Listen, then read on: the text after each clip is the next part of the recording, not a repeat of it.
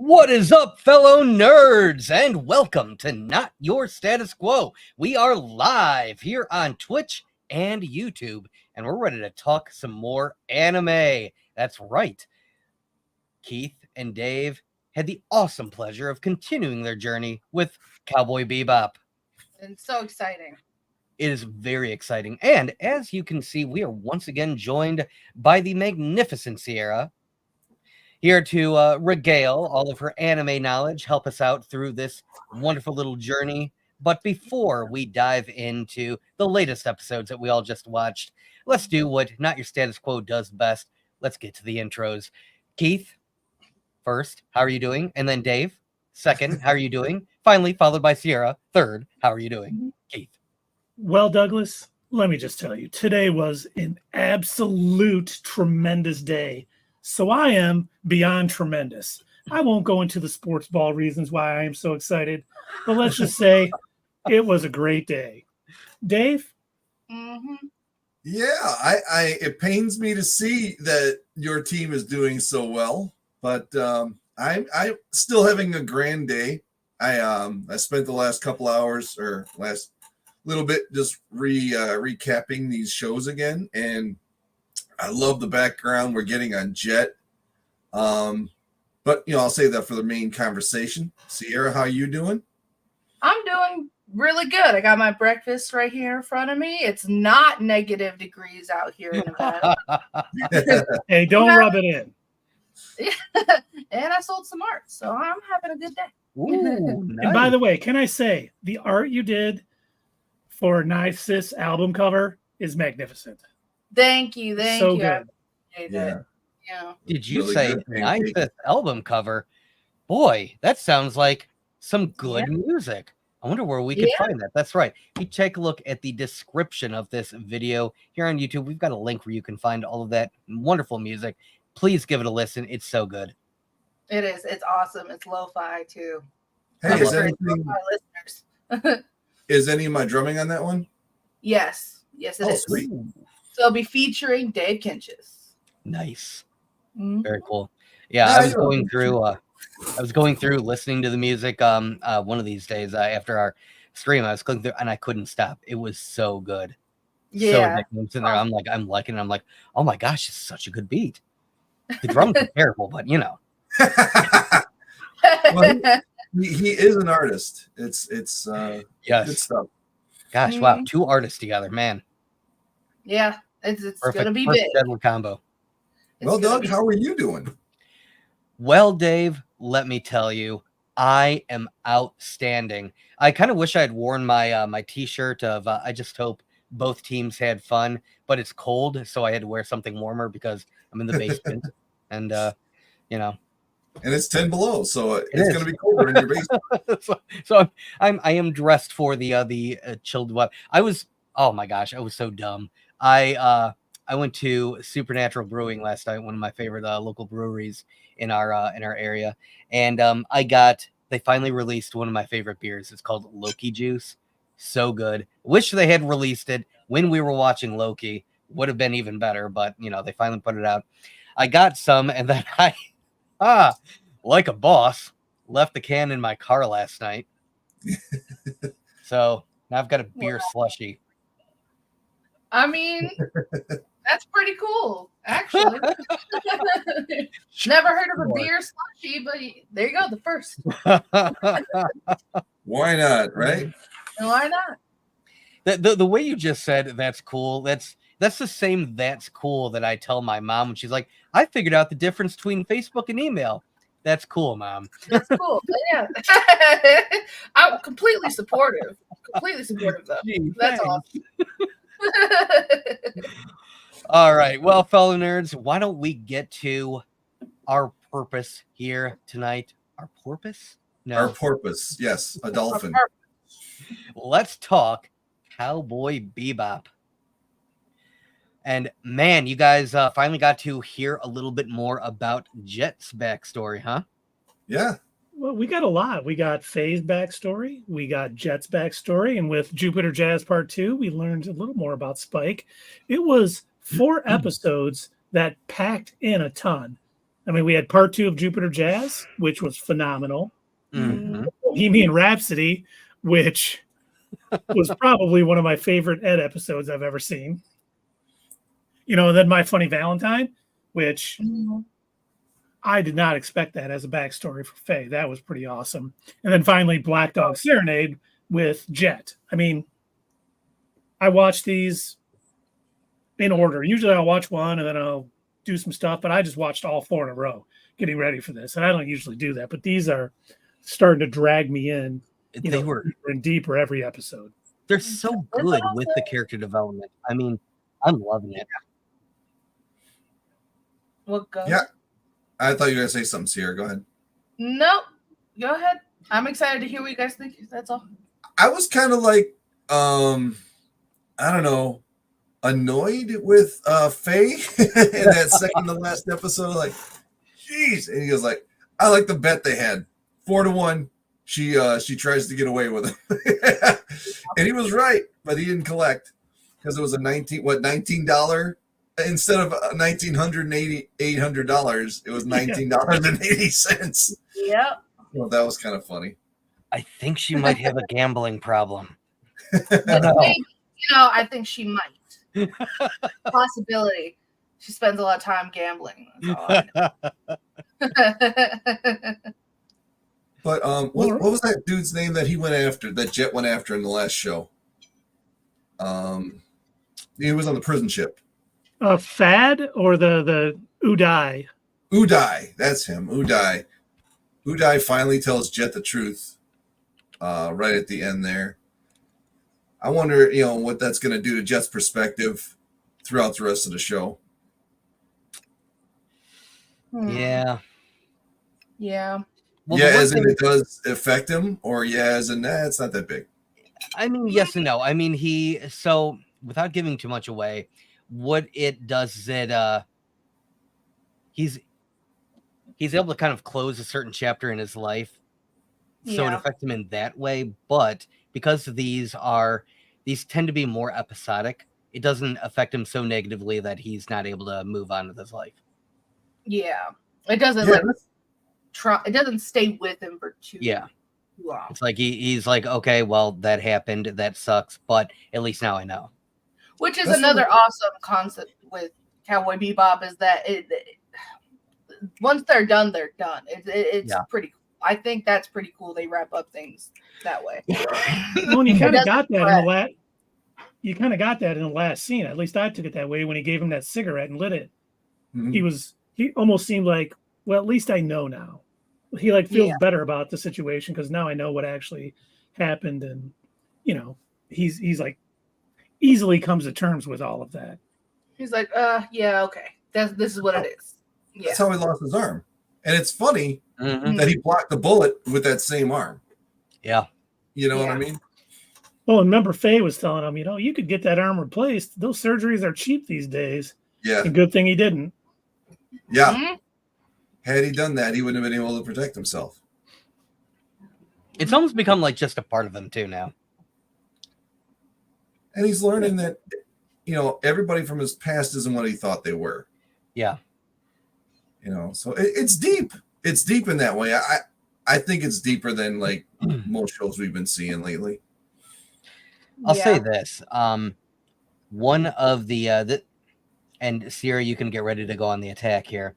This was one of the things that I thought they did well in the live action Cowboy Bebop was Jet's backstory. They condensed it by a lot, but they still had a lot of the same emotion. You still felt that when he found out about the whole betrayal and everything, you felt it. Now, I'm not going to attack, but I disagree. That's all I have to. I disagree. It didn't have the same style. I'll give it that. No. I boycott these for live actions. I do not recommend it. Okay, so that's what you were saying. I didn't know if you were saying something against what Doug was saying. No, you're just saying that the live action sucks. Yeah, in my perspective, the live action sucks. Yes. And you know what? Most people agree with you. I'm kind of the odd one out when it comes to that. I can appreciate some of the story elements for what they are. A lot of it overall is pretty bad. If you're going to choose one over the other, you obviously need to watch the animated series first and Yeah. that's pretty much it. But like, because it's so good, but once you've seen the entire anime, like seeing like another version of it isn't the worst thing. You know I what? I don't. bet I know why some people are so against the live action. Because watching this for the first time, you can see how much this is a passion project for the creators. Like It's they are so completely into it. And someone Yeah. changing it up, even just a little bit, or making And they changes, do. you can see why the Quite a bit. fans would be, up in arms. Mhm. Completely. I mean, not saying they're right or wrong, but I get it. Yeah. Yeah, it's kind of well, like the first Avatar movie. Oh God, there was no movie in Ba Sing Se. Well, are you guys gonna watch the live action? It sounds like you're a little curious. I'm just curious if you guys. I'm not. For Bebop? Yeah. Maybe Okay. down the road, No. but I plan on going through our list Okay. that people voted on, going through a lot of that stuff. If I eventually have time, like my kids are older and don't need to say daddy every 3 seconds, and Yeah. I can, watch something, I may, but I have no plans to currently. Okay. I thought you were talking about Avatar. Yes, we're going to watch Avatar. It comes out February 22nd. We are definitely watching that Avatar. Oh, is that the live action on Netflix? Yep. Yes. Yep. Oh, I'm actually excited about that one. That one has some promise to it. Not like the movies. There was no movie. I don't know You're what you're right. talking about. I don't know. What? I don't know. You're not put off by the fact that the original showrunner and the writers are not working on that project?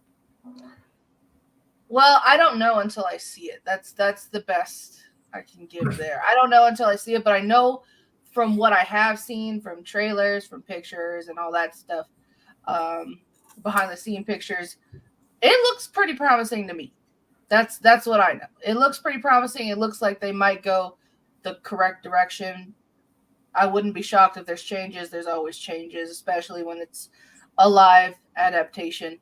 But I think it still has some promise. I still want to give it a shot. I'm not completely put off like I was with the movie we do not name. Did you know that they cast the Cabbage guy, the guy who does the voice, as the Cabbage guy on the? Yep, and he looks like him too. Mm-hmm. Yep. That's the best casting ever. They've done a good job, I think. I've seen a lot of like the photos of on set, and they're doing the looks justice for like most of these characters. They even showed, and I know that this probably won't translate that well, like not everybody's going to notice the detail, but they showed an up close detailed shot of the airbender tattoos, and it's like they're really intricate, and I don't think from a distance watching them on a TV screen everyone will see that detail, but props to whoever designed it. Yeah, honestly, I feel like whoever made it, they had to have been fans. Oh yeah. And they had to know, like, we cannot make the same mistake that the other I did. Yeah. That's why we can't make the same mistakes. They whitewashed it, amongst other things, in my opinion. Oh yeah. That's why Filoni is so good for Star Wars. He was a fan. If you're a fan of the, go ahead. Mm-hmm. No, I have to tangent time off it, but finish your thought. And remember, I got a tangent on Filoni. Oh, okay. Yeah, it's just, when somebody actually cares about it, and then they're not just some network executive trying to shoehorn stuff into the movie, and they let a fan or, take someone who actually likes it, not necessarily just a fan, somebody with some talent who can write, and they write on, I don't want to call it fan fiction because I just discounted fans, but you know what I mean. When they care about the project, it makes it so much better. Yeah. And the studio heads don't always care about the project. No, they care about the check, which is unfortunate. Yep. What was your Filoni moment there? I don't know if you guys saw this, but Dave Filoni brought the director of Godzilla -1 to Lucasfilm for a showing of Godzilla -1. Wow. Sparking a lot of people guessing that maybe this guy is going to come direct a Star Wars film. Nice. Or do something. I was like, that is fantastic. So have you guys seen it yet? I've not. Doug? You guys need to. You need to. It's so good. It was really good. Yeah. That was the best Godzilla story that I've seen so far. And I just haven't had time. I do want to see it. And I believe you guys. Like everything that you've said about it sounds so amazing. I just have not found the time to go and see it. I'll probably honestly I'll probably have to wait until it's streaming. Nope. You should go see it right now, today. Right now? Oh, all right, fine. Drop everything. Let's go. Yep, let's go. It's time to go. let's bring everyone with us. Come to the theater with us. Yep, I'll fly out just to see it with you guys. Hey, we have somebody doing that, you know. What? Chris, he's gonna fly out. He's gonna fly out and watch that Dave Filoni Star Wars movie with us. Chris from Fatherly Fandom. Yeah. I know who he is. Yeah, that's cool. Mm-hmm. Just to see a movie, that's pretty cool. Yeah. What? Just to see a movie? Wow. Just to see a movie. Okay. That's crazy. It'll probably be the best Star Wars movie we've seen in years. Easily. No, I think Rebel Moon. That's not saying as much as you think it is. Right.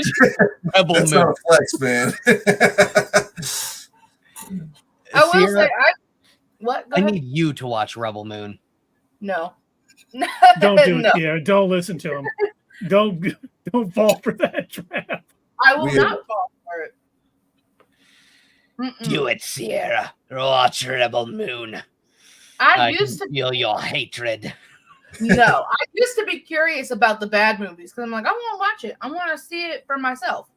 And I've learned too many times not to do that. So I want to see. I want to know. You know, other people are giving it this, but I don't know until I watch it. Now I'm like, no, I don't trust. If somebody came up to me, that is. If somebody came up to me and said, "That is the worst movie I've ever seen," well, you know what? I think I might have to see it because I got to know what the worst is. I need to know what the extremes are. I feel like that's Rebel Moon. That is Rebel Moon. I was going to say, from now on, when people come up and see it's the worst movie I've ever seen, I'm like, worse than Rebel Moon? Oh, you didn't see Rebel Moon. Okay, now I get it. I refuse. Yeah. All right. Mr. Silver Lining up here gave Rebel Moon a 0.5 on the Doug scale. Oh, so that's how his bad that favorite movie is. Oh, that's his favorite movie. I don't know what you're talking about. Yeah, I gave it less than a 1. It's still your favorite movie. Did I technically give it the lowest score? Well, you didn't give it a score. You refused to rate it. And I gave it a 0. So Keith gave it a 0.5. So I should make fun of him for the next year for giving it a 0.5.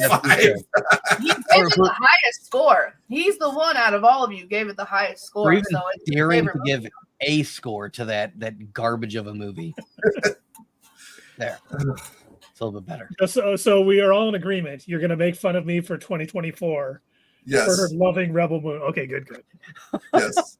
I cannot wait for January 1st, 2025. I had to endure a year for Morbius. So for every at the theater review, I need Dave to look at Keith and be like, so on your Rebel Moon scale, where does it fall? Better or worse than Rebel Moon? If I have to say one time it was worse than Rebel Moon, I'm going to be very upset at this year's movie crop. You know we do that chance next month. You know what's bad when I'm willing to say, you know what, Aquaman 2 was better than Rebel Moon. It was.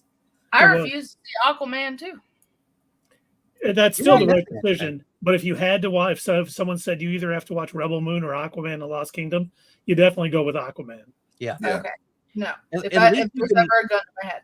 At least you can laugh at how ridiculous it is. Like there's plenty of like funny what the hell were they thinking moments in Aquaman 2, but with Rebel Moon, it's such a slog to get through. I mean, it's so difficult. Mm-hmm. I got to the point where the only thing that kept me going was the fact that I was taking notes so I could try to remember what to talk about with this movie because it was just that bad. Hold on, let me. This is the live looking at Doug watching Rebel Moon. Oh man, I cannot wait to rip on this. Oh, this is. Hold on. Wait. That was the dumbest, hold on. I got to remember how dumb that was. I'm going to write it out. We should have grabbed that guy who laughed and brought him into our broadcast. Yeah. The whole theater gets quiet and just I am Oh, All curious. of my 'Cause notes I haven't even seen. from Rebel Moon. Oh Oh my god. I haven't even seen trailers for Rebel Moon. All I've ever seen is the Rebel Moon, like the poster for it. So I think don't what Sierra is telling us is that she wants to come back to watch the Snyder cut of Rebel Moon. Yeah, that's right. 4 hours long with extra slow-mo because there wasn't enough. Yeah, And- that sounds like a good time. Yeah, just gouge my eyes out. I just think it's great that he was really hoping that his Snyder cultists would fire this thing up and do what they did for Justice League, but it fell out of the Netflix top 10 quick.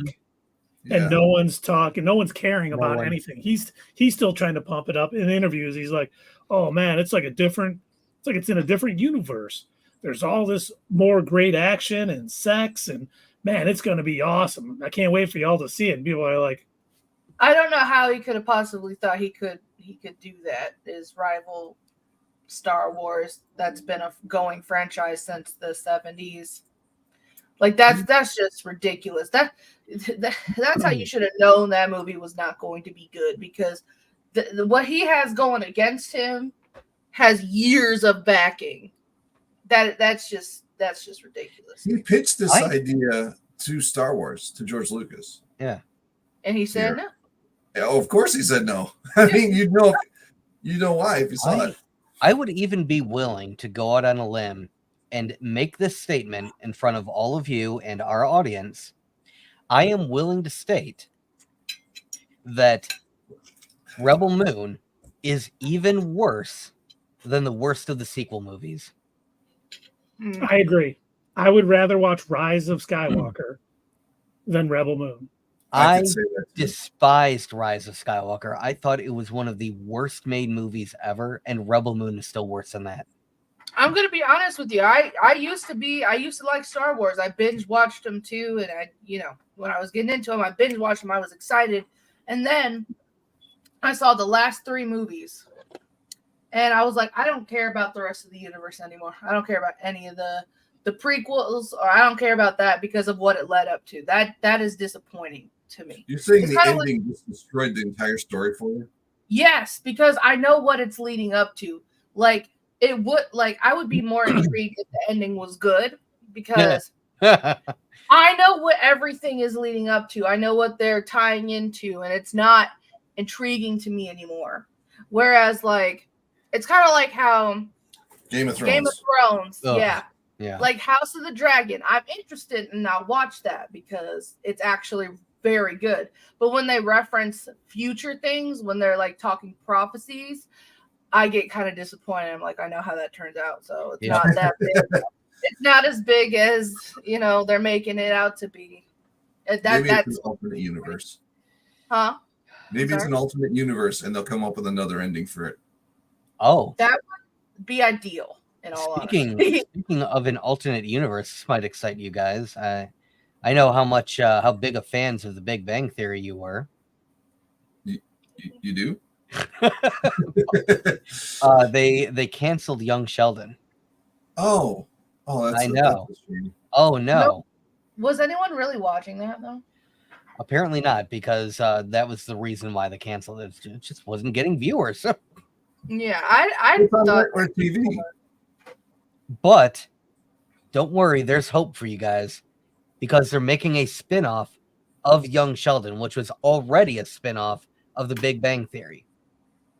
Wait, so they canceled it because it wasn't getting good ratings, but they're making a spin-off. Because they figured, what the problem probably is? The character of Sheldon. Nobody likes him. So they're making a spin-off series about Sheldon's older brother. No, they're not. Yes, they are.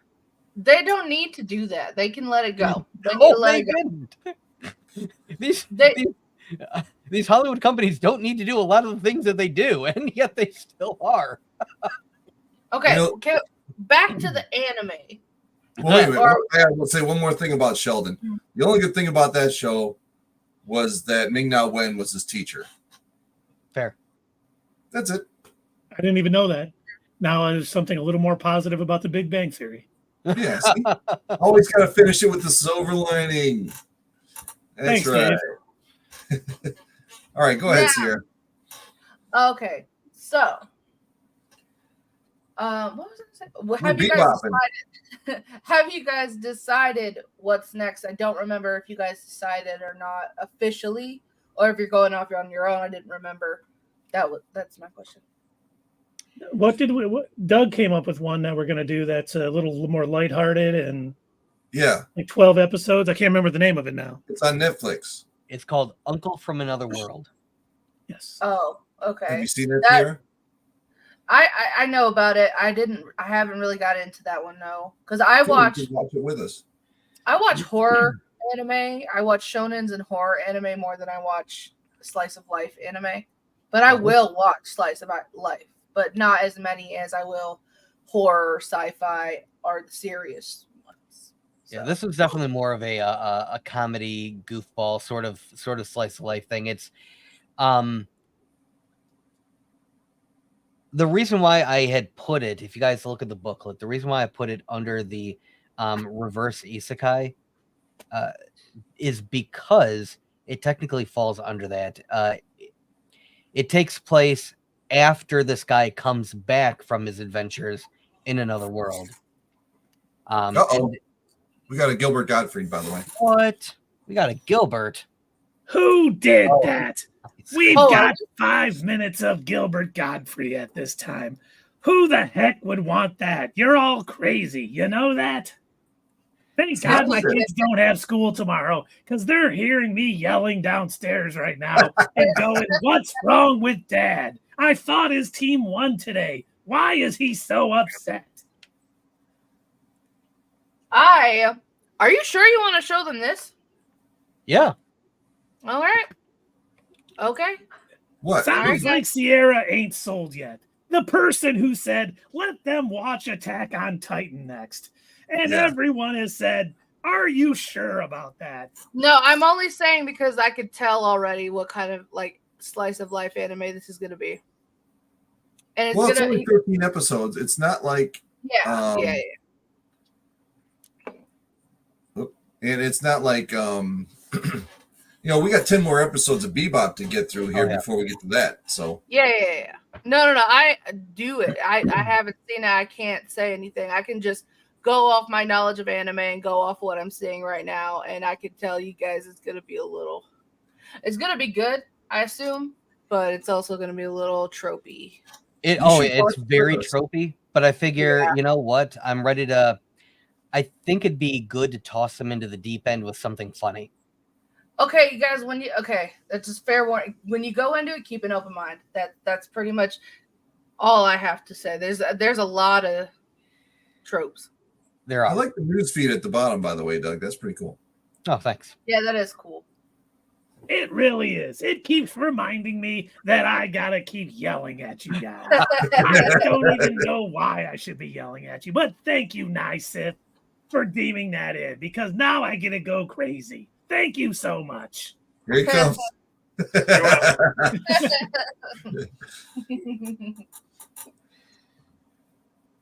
What? So, they got a drink named after you?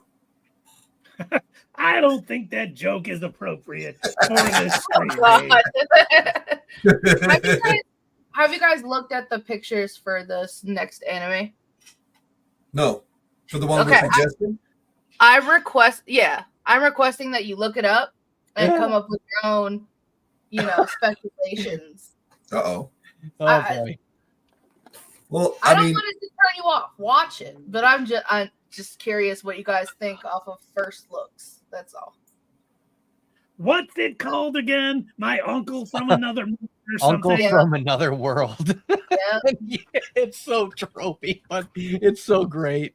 I could see. I would probably laugh. I think like some of the manga stuff that I'm seeing on it looks funny. Mm-hmm.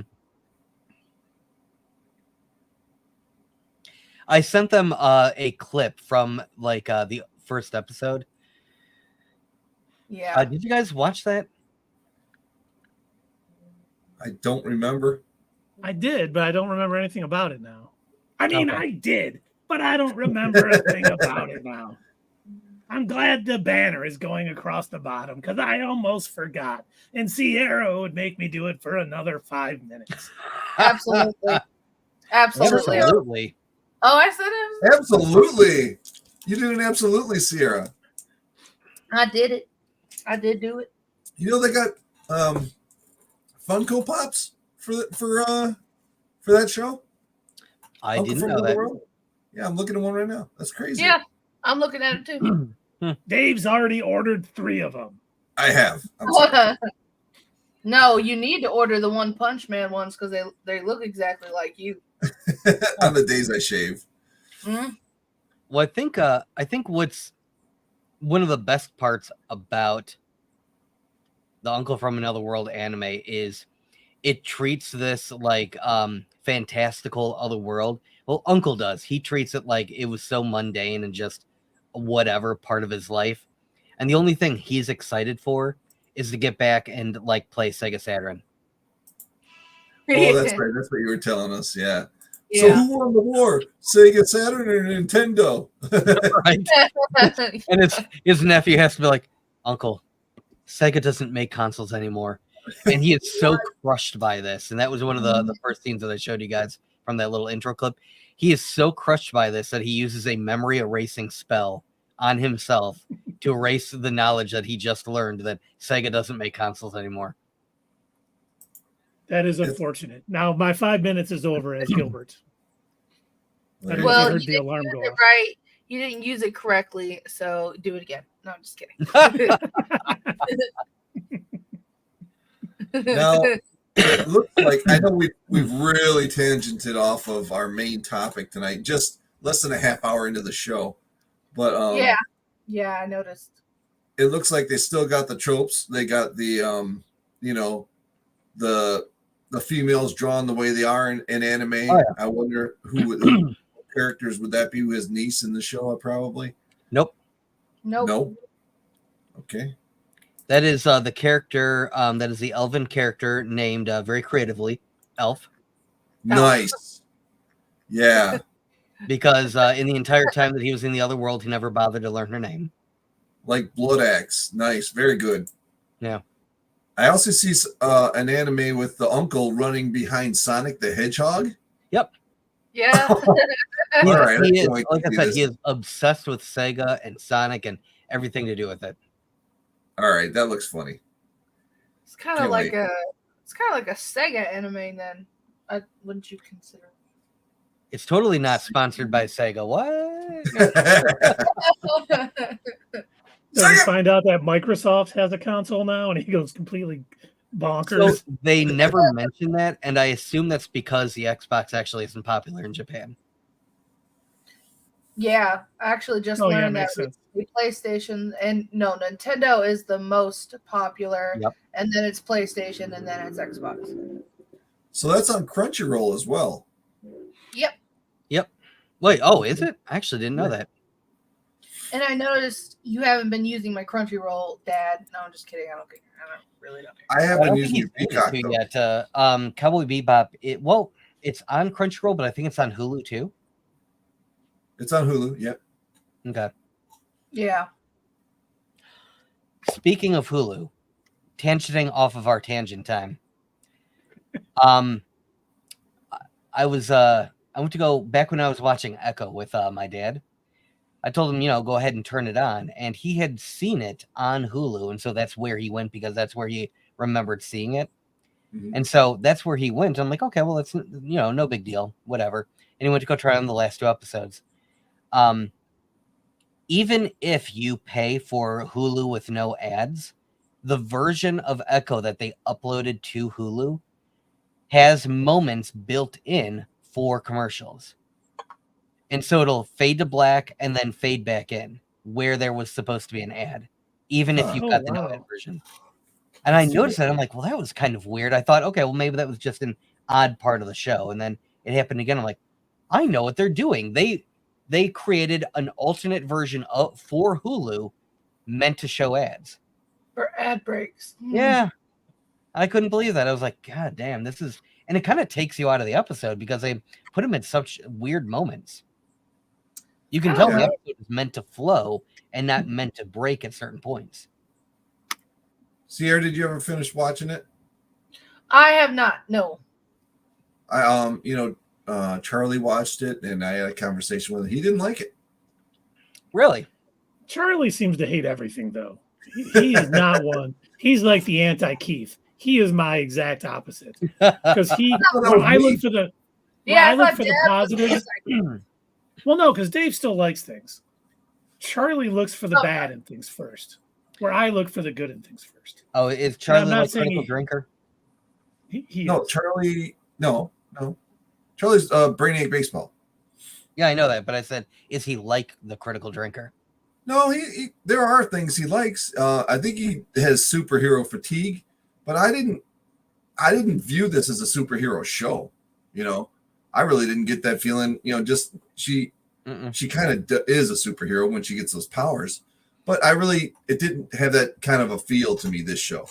No, It was I about think family and found family and all of those other things. it was about that made it so good. Family. I am Groot. I was waiting for one of you to say that. I am Groot. I am Groot. Well, No, yeah, we I can get back think- to anime, I guess, if we want. I think that Echo was closer to some of the Netflix MCU shows or Marvel shows. Yeah. It definitely had that vibe. It was grittier, more down to earth, and I think we needed that really. Yeah. It sets up the Daredevil show, which, by its tone. And Yep. I don't know. I don't know how far away that is yet. Did they push it back to 2025, you said? Yes. So, we're going to wait over a year for that. That kind of sucks. Well, the good news What's that? is it's about to start filming again. Oh, good. So when they revamped everything, they did not know when it was going to go back and start shooting again. And it's soon. According to Vincent D'Onofrio, they're going back very soon. And with, knowing that Foggy Nelson and Karen Page are coming back, the original actors, is fantastic. Now we just need to hear that, what's his name? Wilson Benthal or no, what's his name? John Bernthal? No, John Bernthal. He's already confirmed. The Punisher is going to be in Daredevil Born Again. God, what's his name? You mean Ward? No, not Ward. Not from Iron Fist. Bullseye. Oh, Wilson. Yeah, it's Wilson Bethel. Oh, The guy yeah. who played Bullseye. Yeah. Confirm him coming back. We need him coming back. He needs to be a part of the anti-heroes that Fisk's use as the mayor of New York to try to quell the vigilantes. That's what we need. And it's funny, that one post-credit scene from Echo, I know we talked about this 100 times, but that's gotten me more excited for the grounded side of the MCU than anything that's happened in the multiversal side of it. Except for maybe No Way Home. Because that was pretty No awesome. Way Home. There's nothing. I think we gave it a 9.8. There was not much more you could do to improve that movie. Mm-hmm. So I still get choked up when they come to help. Like when the other two Spider-Men come to talk to Tom Holland's Spider-Man after he loses Aunt May about how they lost her Uncle Ben's and stuff. It's a very well done emotional scene. And you don't always get that from these superhero movies, but all three actors nailed that scene, and it's still so good. I may watch that again tonight before I go to bed. It's not a bad idea. Or watch more Cowboy Bebop. I usually watch anime when I'm getting ready for bed. I don't want to watch this before I'm going to bed because I sometimes fall asleep. And then I have to figure out where I stopped watching it and get Hulu to back up to the episode I need to watch. And Makes sense. I get that. See, that's what I realized that when I started watching this Bebop again, just to refresh my memory, is that I actually left off on episode 15. I had watched all the way halfway through episode 15, and that's when the last thing I saw before I was like, oh crap, I've already seen all this, because I fell asleep. So, but I didn't mind watching it again. Not one bit. No, sir. Not at all. It's so good. It's so good at sucking you in. Yeah, it is. Yeah, it is.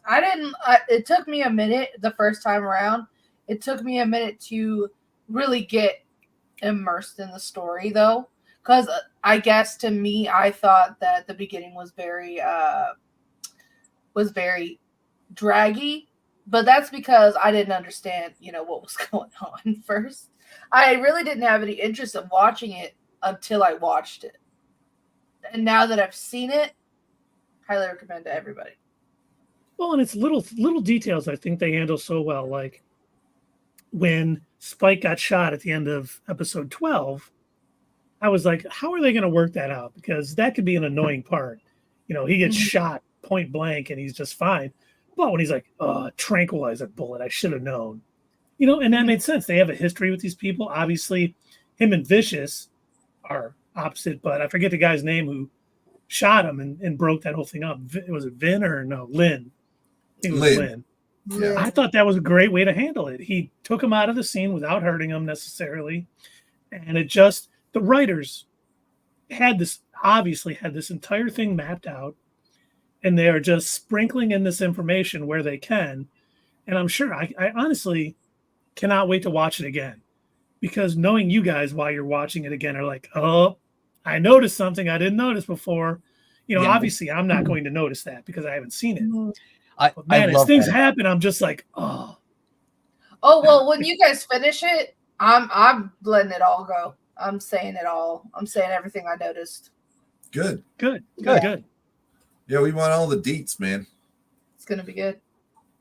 I have it in my brain just waiting. I'm like, when are they gonna finish it? And I love layered shows like that. That's why I've watched Smallville. How many times, Doug? 84 times. That's right. Sierra knows. How many times have you watched Smallville? With you? Yes. Rewatched? 5 times. The entire series. Now, yep. And I've done it 12 times. And I like it because I go back and see things every time. Like, oh, yeah, that's the setting this up. I love it. I love it when shows are layered like that. I can do that with this show, too. I can go back. I can tell already there's things that I'm not catching every time. I don't think I could ever rewatch a show 12 times. 220 episodes even. I was going to say, I probably could, but not one that lasted 10 seasons. Yeah. No. Oh, no, I don't think about 10 seasons, but there are anime, and I don't know if this will ever happen to you guys. I don't know if this has even happened with you, Sarah, but I have developed comfort anime. There are certain anime that are so good that I've gone back and rewatched them multiple times, even if they're not that old, just because they're good to either put on in the background or they're just, I enjoyed them so much that I want to go back and watch them again, see if I missed anything, or a number of different reasons. Well, my comfort anime is, I think you can guess what One it Piece. is. It's One Piece. And they're always, I don't need to rewatch it because there's always new episodes coming out. They're on what, season 86 now or something? It's not a season, it's an arc. I don't go by season at this point. Yeah, no, because there's so many things.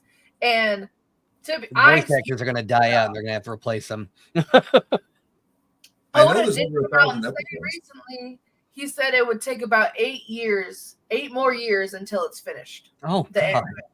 Yeah, so he's writing the ending now, but it's going to take 8 years to get there. And then they're trying to wrap it up in I think 12 seasons on the live action. And I don't think that's sufficient enough at all for how many episodes they have.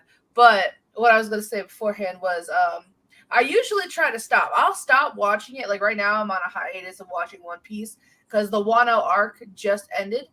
I'll stop watching it for at least a month or two. I think it's been about 3 months now since I stopped watching it. And then just so I have, that's my comfort. If I need my comfort anime, I'll go right back to it and I'll have episodes to binge. Nice. When I caught up, I'm like, oh my God, I have to wait. Yeah. I have to wait every week after binging 1,000 episodes. I'm like, I have to wait for One Piece? Absolutely not. I'd rather. I know how that feels when you finish a show. Yeah. And you don't, what do I watch now? Yeah. Every time. So if it's not One Piece, it'll be like Hunter x Hunter. I think Hunter x Hunter you guys should have on the list. I don't know. don't know why it's not. What is Hunter x Hunter? Oh, it's. Hey, don't take a survey, all right? We These were beginner anime. These were just to kind of get their feet wet. Yeah. No. I know. It's just it's hard to describe Hunter x Hunter. I would say look up pictures just so you get a reference of what I'm talking about right now. They're two kids. One of them lost their father. You know what? Because I am not good with words, so I'm gonna look up something really quick. Doug, do you know about Hunter x Hunter? A synopsis of it. I know of it. I haven't watched it. Is that Hunter versus Hunter? And mind you, it stopped producing episodes in 2011. The creator got sick and has not recovered. Oh It no! Looks a little video gamey. It is video game, so it is kind of like a video game. Because I don't want to go. I'm trying to describe this in a short way. That can be difficult for some anime, like just trying to explain what the premise is behind some of these, especially if you're trying to explain it without giving away whatever twist they've got built in. That's exactly why I'm looking up like a summary. Okay, the story focuses on a young boy named Gon. He's the kid with the green hair and it's spiking up. Oh wait, is this the one where yeah, okay, no, I did see this. Yeah, and he discovers that his father, who left him at a young age, is actually a world-renowned hunter. So, and it's in a world of hunters. Yeah, a licensed professional who specializes in fantastical pursuits, such as locating rare or unidentified animal species, treasure hunting, and surveying unexplored enclaves. There's more. Wait, so he's a hunter? Yeah, they're hunters. Hunter x Hunter. They verse each other. They have arenas where they kind of verse each other and see who has the better skills. There's a villain. His name is Hisoka. He's one of my favorite villains. He's very creepy. Hisoka? Gone. Yeah, Hisoka. Hisoka. He has cords. Hisoka. Does Ahsoka have a sidekick named Sabine? That's your favorite character? Like, no, absolutely Are you sure? not. Absolutely not. Absolutely not. So, that is a terrible summary, though. I think, but it is about hunters versus hunters. Hunter x Hunter. So Craven's on the show. No. Well, there's more to it because there's a deeper twist going on in the background. Like the overarching story is the main character basically trying to figure out why he's there. Like he doesn't have memories of certain things, and so he's very standoffish at first. Like the very first episode, he is such a dick. You're almost like, God, what the hell, kid? Yeah. But then he grows on you, and then I think my favorite character from this series is Killua. He is a child assassin, and he is Gon's best friend. And what they're doing is they're basically trying to find out where Gon's father is. Yeah. But there is a lot more to it, and he wants to be a hunter himself as well. So it's like watching him grow up, the people that he meets on his journey to meet his dad. It is they do have video game, like they do get transported into a video game at some point in time. Yeah. I think that's one of the most recent events that happened before they just stopped coming out with episodes. But I would recommend watching that too. Absolutely, positively. There it goes. Yeah, you do it again. Are you drinking or is that apple juice? That's apple juice. I wish I was drinking. No, I don't. I don't drink. You doing dry January or dry every day? I don't drink. Oh, okay. I'm a social drunk the other night. Well, I'll drink. I caught you. I'm a social drinker. Like if I'm playing video games with all of my friends, and what we do is we'll gather a bunch of friends, get on Discord, and we'll whatever we lose or whatever, we'll just say cheers, take a shot or smoke or whatever. We'll do that. So that's the occasion I'll do it at home, but I do not do it on streams like this because I already can't speak. I don't want to be slurring. You're in trouble speaking, are you? No, it's more trouble gathering my words to describe what this anime is about. You're doing a fine job, Sierra. You're bringing a lot of knowledge to the table, and we appreciate it. Thank you. What are we doing the next 10 episodes here? What can me and Keith expect? For 16. More quality goodness. Yeah, because I figured while they're gathering that, we'll watch 4 and 4, and then our last stream will be the final 2 episodes. You're gonna finally start learning a little bit more about Spike's background and also how it relates to Vicious. Yeah. Spike. And Juliet. Yeah. You won't really find out more about Ed and no. Faye's background. They kind of intertwine a little bit. You'll learn more about that a little farther closer towards the end. Mm-hmm. It's gonna be really good though. It gets a little somber, but it does get a bit heavy, and you're gonna start to. It's a good way to say it. No. You're going to learn some things, I'd say, about Spike that maybe you probably assumed, but you didn't really want to think was the case. Oh, so he's not as a good character as we think. Oh no, he is, but he isn't. He's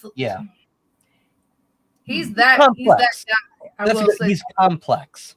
Interesting. I always assumed he did some bad things in his past because obviously he knows Vicious, who we know does a lot of bad things for like the Syndicate. I think that's what they're called. And I'm assuming Spike worked for the same people and probably did a lot of things he's not proud of at that point. Probably did them well because he's I can't he's say a pretty talented guy. Well, and he's a sharp dresser. Yeah. I can't say that learning that information swayed my opinion on Spike whatsoever. At all. In my perspective, I was like, okay, that makes sense. That he's got this skill. Does it make sense? He's got the skill. Like it to me, it lined up. It didn't sway my opinion. I didn't, The only thing is, I can't say what I wish right now. Because you don't want to give away. Yeah. I wish it was a little more complex. I just can't. I can't get it out. I can't say that. It's all right. We'll wait. But it's a good story. It's a really good story, especially the way that it weaves together. And you're going to go back and start remembering things that you saw in previous episodes, and it's going to be like, oh, that's why you're going to have those moments. I think you're going to fall for Faye a little bit more because she was, I know you. She puts on a front. Really. She puts on a front, and then when she softens up, it hit me different. I was like, oh, Faye, no. It gets really sweet. I think the sweet part, some of her backstory is coming up pretty soon, actually. We just saw some of the backstory. We did see My Funny Valentine, Yeah, okay. It's going to keep going from that then. Yeah. Got a couple more things before another thing I like about the show is it, like, from the beginning until now, it's just building. Even though it's episodic, like you said, it still builds, You still understand more and more why they do what they're doing. Yeah. I loved in Bohemian Rhapsody, too, was when Ed and, was it Hex? What was the guy's name? The old guy, the chess guy, when they were playing and she doesn't move, and then they show him, he's like, oh, you're either the dumbest chess player ever or a genius. And just the fun they were having playing each other in chess just like made me smile. I'm like, oh my God, that's so great. It's like, and the way they wrapped it up, like, this guy planned this 50 years ago for it all to happen now. But unfortunately, the guy is like completely senile, so he can't even enjoy his revenge and stuff. It's like you almost feel bad for him. Like he was probably like, I can't wait to finally do this, and it's going to be great. And then he's too gone to really enjoy it. It's like almost extremely sad, but then you're happy for him because he's playing, Ed in chess and having the time of his life.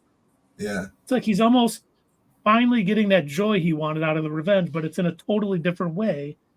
it's just playing chess with someone who's his equal, because he was like a chess master. And that was great. I was like, that's such a good way to write a character that you shouldn't root for, but you have fun with. You shouldn't root for, yeah. You know, and it's so cool that, like, at least, you know, in our introduction here to anime, they don't just give the background stories on the main characters. They give it to you for everybody. Yeah. Yes. And you understand why each person is doing what they're doing. Even if they're just a small character, even if they get killed off like the next scene, you know why they were doing what they were doing. It's That what is brought cool. so much depth to 26 episodes. It's already so in depth. It's awesome. Yeah.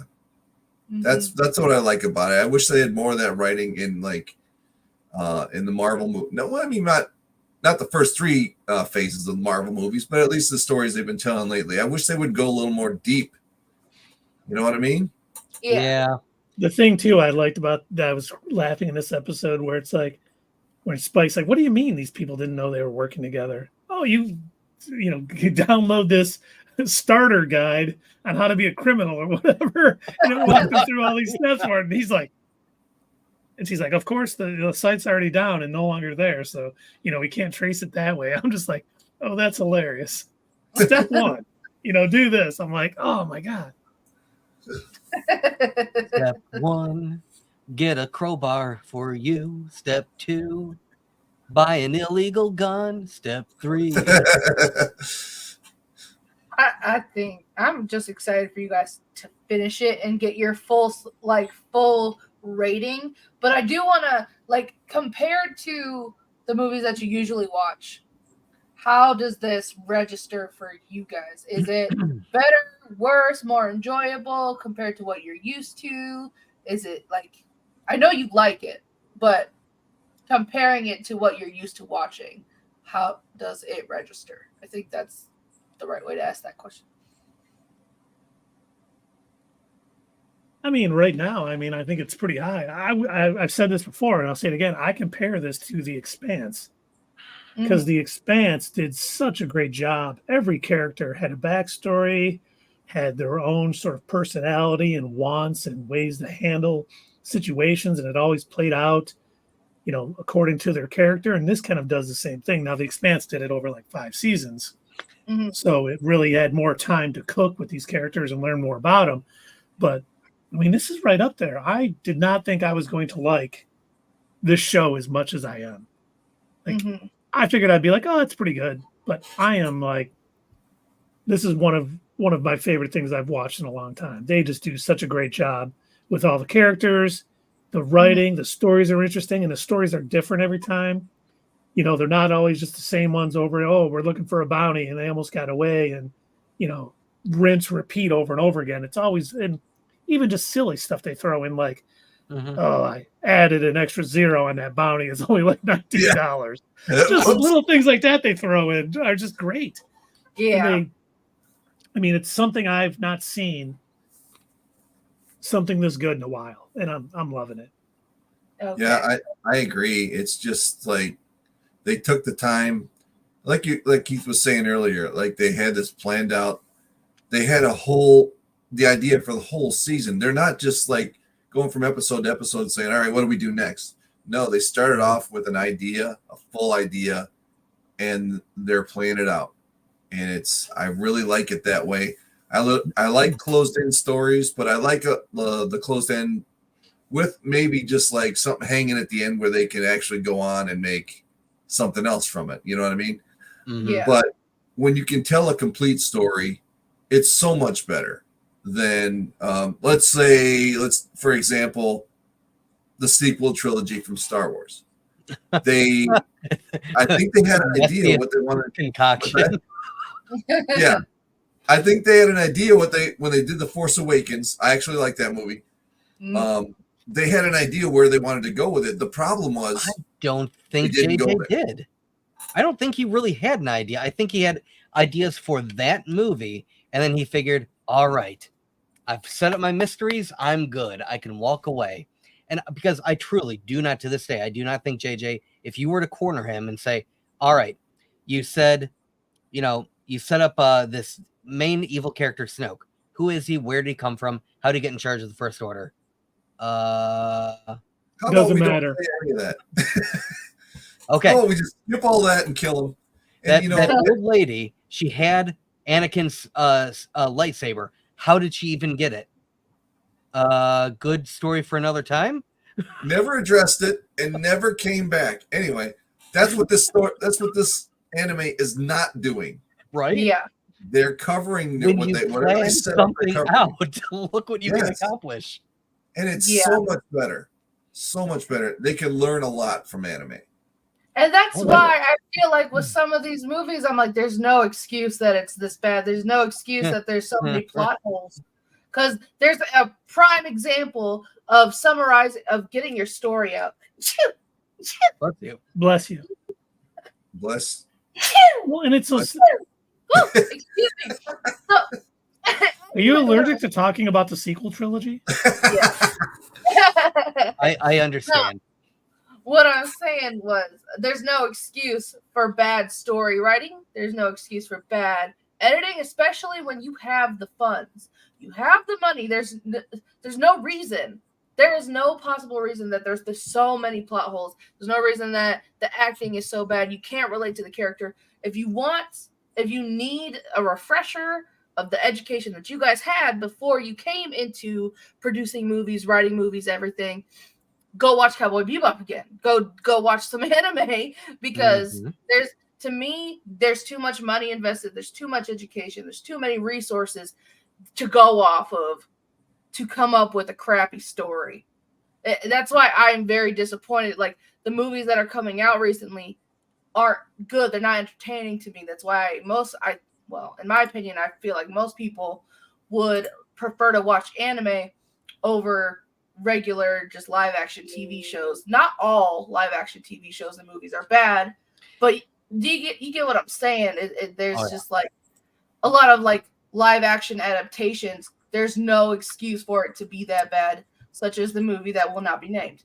And there's no excuse. You have the material. You know what the fans want. Mm-hmm. Like, I understand there's not all fan service is good service, but some fan service is good. There's a way to do it right. Yeah. So No.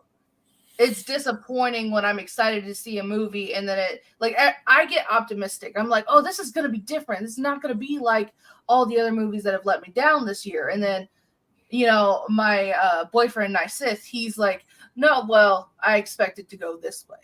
Don't go too high. He's more of the realist. I'm trying to be optimistic. And then I see it and I'm let down and I'm like, but there's no reason it was like this. Right. Well, and you're right. Look at Rise of Skywalker. How many people could have read that script and been like, this is trash. Yeah. What are you guys seriously making? How did that happen? You think with the resources and everything else that they'd be able to go, man. But I guess there's just so many yes people in Hollywood like, oh, yes, Mr. Abrams, this is a great script. This is going to knock everyone's socks off, and then we'll sell them socks. Yeah. Instead of like, wow, this is terrible. You can't make this. They're just trying to sell, but they're not. My thing is, you would make more money and more profit if you actually went off of the source material instead, or making a brand new movie to get across the message that you want to get across, instead of like grabbing a character and completely morphing it to your ideal, messages, and then completely changing the character, which is why, like, and What If, I liked Kahori. They didn't take a character and then change their ideals or whatever. They made a new character. It was fresh. It was new. I didn't think I was going to like Kahori too much because I'm like, they're just shoehorning a new character into Marvel. But I actually liked it a lot. They did their research. And I was telling the guys that they had two versions of it just to make everybody happy because, Disney got to make that money. But I like that the initial episode they put out was actually in the language of that tribe. That was cool. Yeah, I like that. I appreciated that too. So when it comes to like, where I go back to my first statement is they would make more money to follow the source material.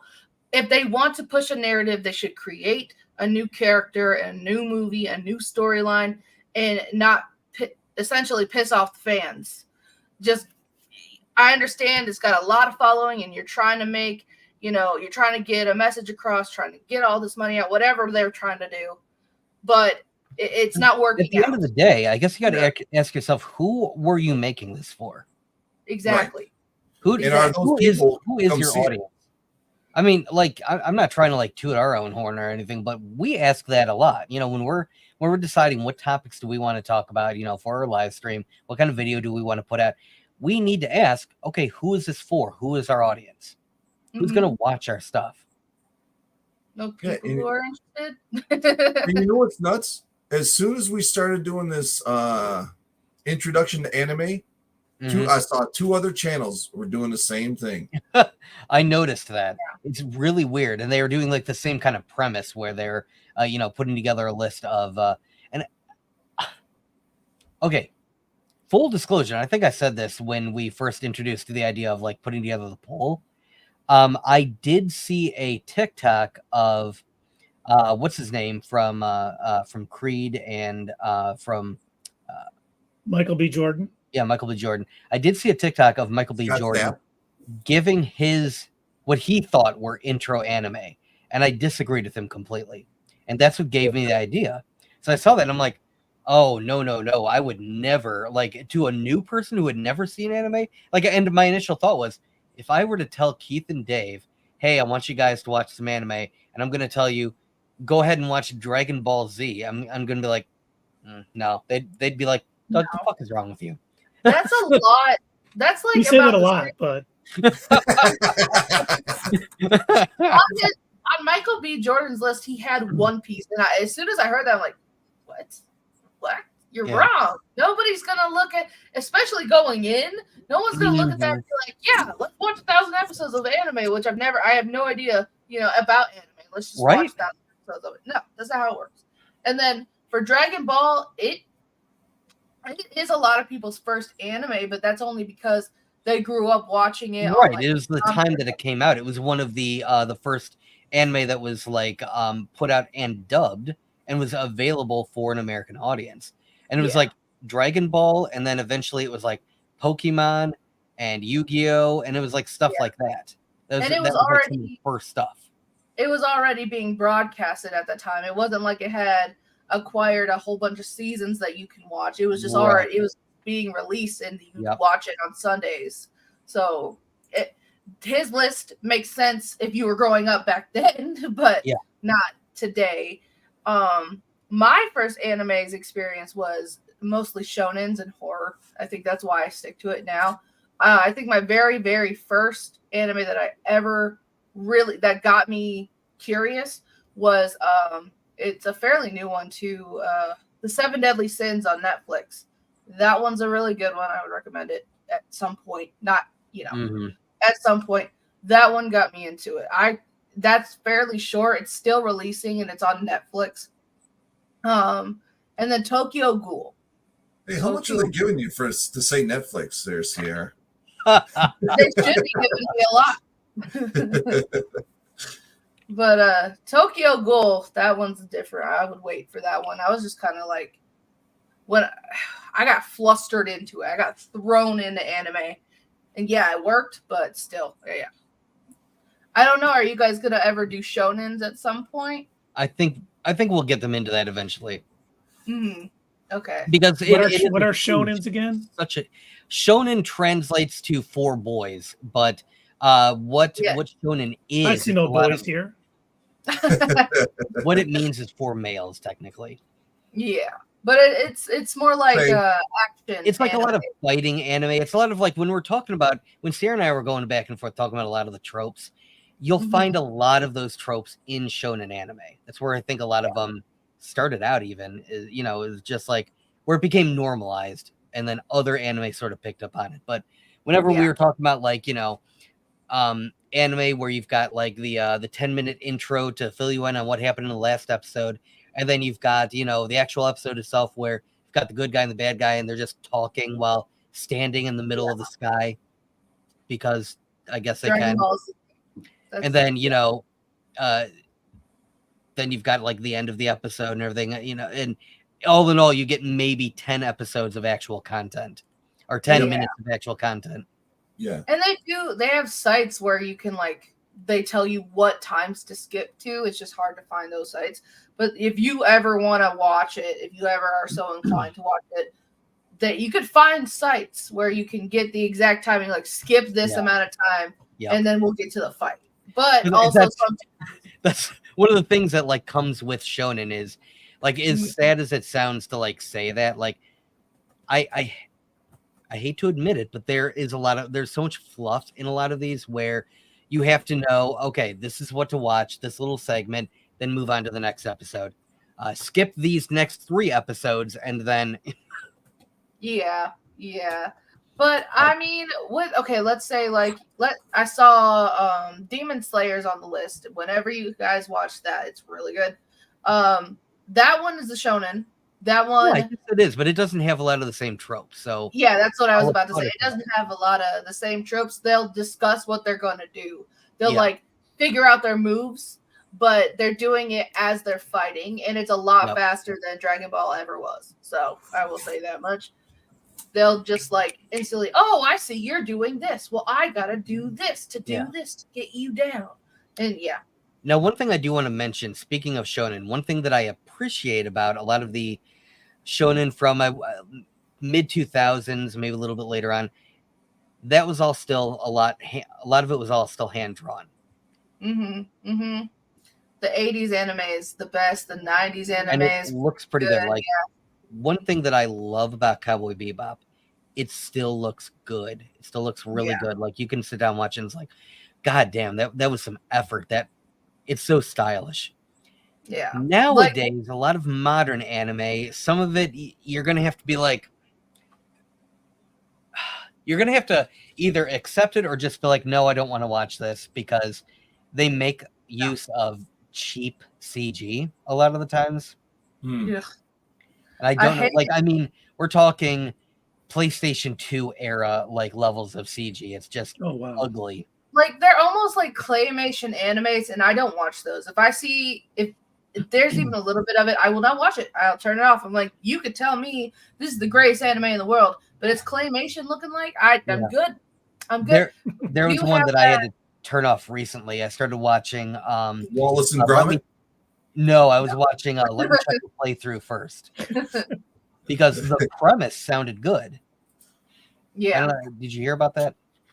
Wait, what was it called? Let me check the playthrough first. Yeah.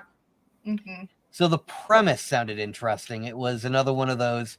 I got sucked into a video game world, you know. I think like she fell off her balcony and died, and then this goddess mixed her up with somebody else. But it's all like really shitty CG. Yeah, I looked up the pictures. And I'll look up pictures and summaries and synopsises before I decide to dive into an anime, and I just couldn't do that. I mean, I tried. Don't get me wrong. I did try, but it was just very difficult. Yeah. It's like, because there's good anime. There's really clearly Cowboy Bebop, but then there's really not good anime. That's what I was going to ask, because with all the anime that I've seen, which is Cowboy Bebop. Didn't you watch Akira too? I did watch Akira. That's right. Yeah. And Speed Racer technically, but is it all so much better than Western writing, or are they are they just as hit and miss as we are? Oh yeah, they can be really hit or miss. Yeah, of course. I would say, or is it more quality than more quality overall? I think 70% of the anime that I've seen, at least, is better than most Western writing, in my opinion. Yeah, I would agree with that. Now, 70%. To understand that most anime, especially nowadays, most anime is not original per se. It's based on manga and light novels that were already popular. Yeah. And so if they already have a following, these anime studios are going to be like, oh, well, people are buying the books. This is going to be great as an anime. Yeah. Oh, there's one. I don't know if you've seen it, but it's called The Promised Neverland. Oh God. Okay, that was dude. no. I know. No. No. Do not watch that anime. No, I'm not The saying Promised Neverland. Hold on, I'm adding it to my list. I'm No. looking it up right now. The So first angry at season. that. The first season is phenomenal. Yes. The first season is awesome. They started off really strong. You're invested in the story. It Game of gets you Thrones there. all over again. Yes. They get you there, and then the second season, you're excited. The first couple of episodes, you're like, okay, I'm getting with this. And then it just, the way it ends is just, you're like, they kind of rushed it. Like they had it set up where they could have had like at least 8 or 9 solid seasons out of it. The manga is still going. So they had a really good They were in a story, rush to really get it good- over with. They probably Yeah, wanted I to work don't know on Star Wars. I don't the know why manga's all backwards. it doesn't You know make what sense. that why made me just think about? This is going to tangent. Do you Big think time. Dan Harmon is done with Rick and Morty, and that's why, like, he tanked this season purposely? You know, I have had that thought in my head because he's got that Crapopolis now. You know, Mhm. Yeah, but isn't he contracted for more seasons? Like, Yeah, but if he makes it so bad, everyone tunes out. They'll cancel it, and he can get out of it. yeah. Like he has to make them if they say, yeah, we want another season. But if Adult Swim says, you know what, we're done, they can end it. Yeah, That could be what's going on. They did request 70 more episodes after season 3, so that would put them up to 10 seasons. But if they have another season like this last season, yeah, maybe not. You know what I mean? And I didn't see how the ratings did. I can only imagine the ratings just maybe started out strong and then just by the That's yeah, so it hasn't been great. That is so slobby and disrespectful to me. Well, you don't even like Rick and Morty anymore, Sierra. Yeah, but I'm talking about for the people that do like Rick and Morty. I binge watched Rick and Morty too, and I liked it before I found out what I found out. And for the fans, that's really just a big middle finger to the face.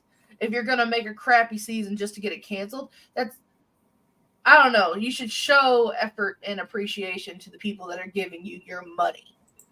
and we don't know this to be true. We're just thinking out loud just because how bad it was. No, I get it. You would hope no one would ever do that. You're absolutely right. That would be Absolutely. throw it. Absolutely.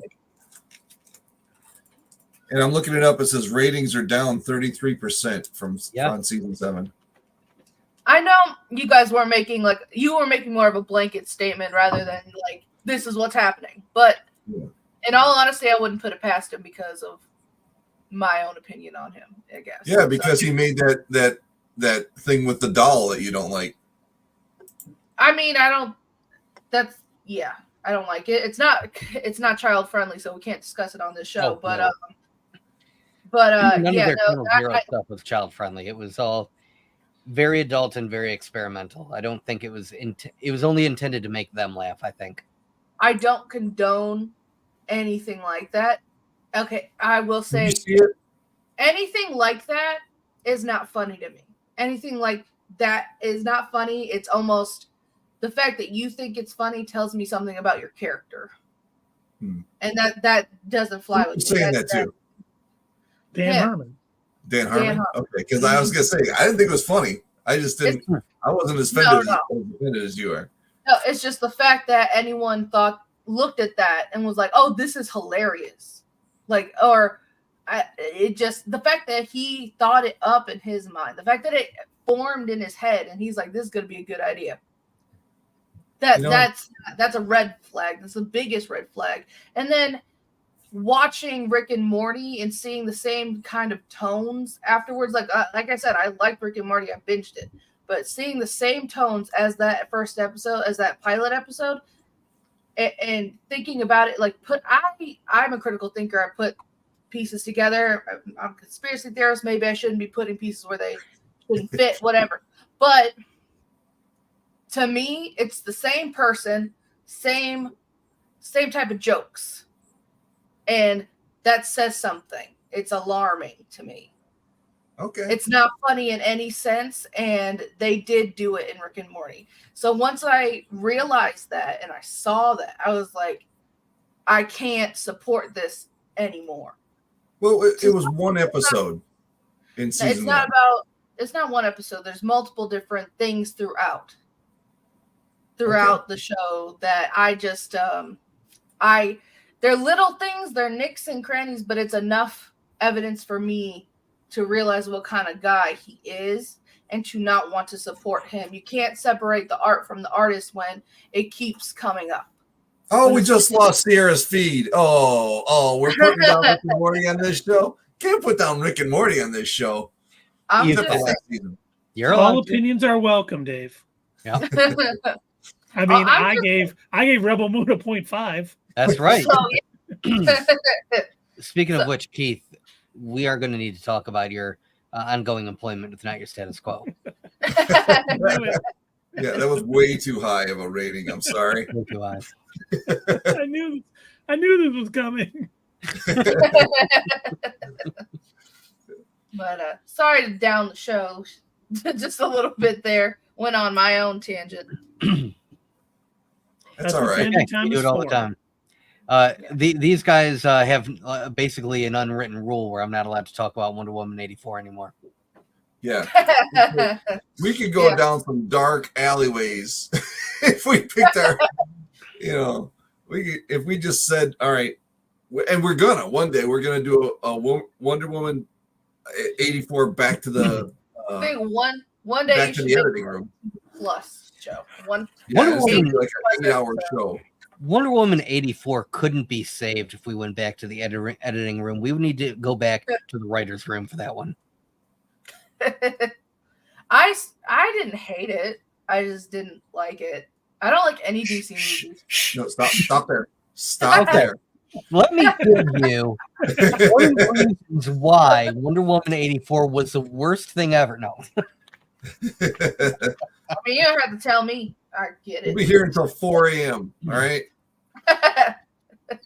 Every time I see a DC movie, where I just automatically like, so Not and anymore. I'm not excited. I'm not Not happy anymore. about They're gonna turn that around. Ratings wise, Rebel Moon is still worse than Wonder Woman 84.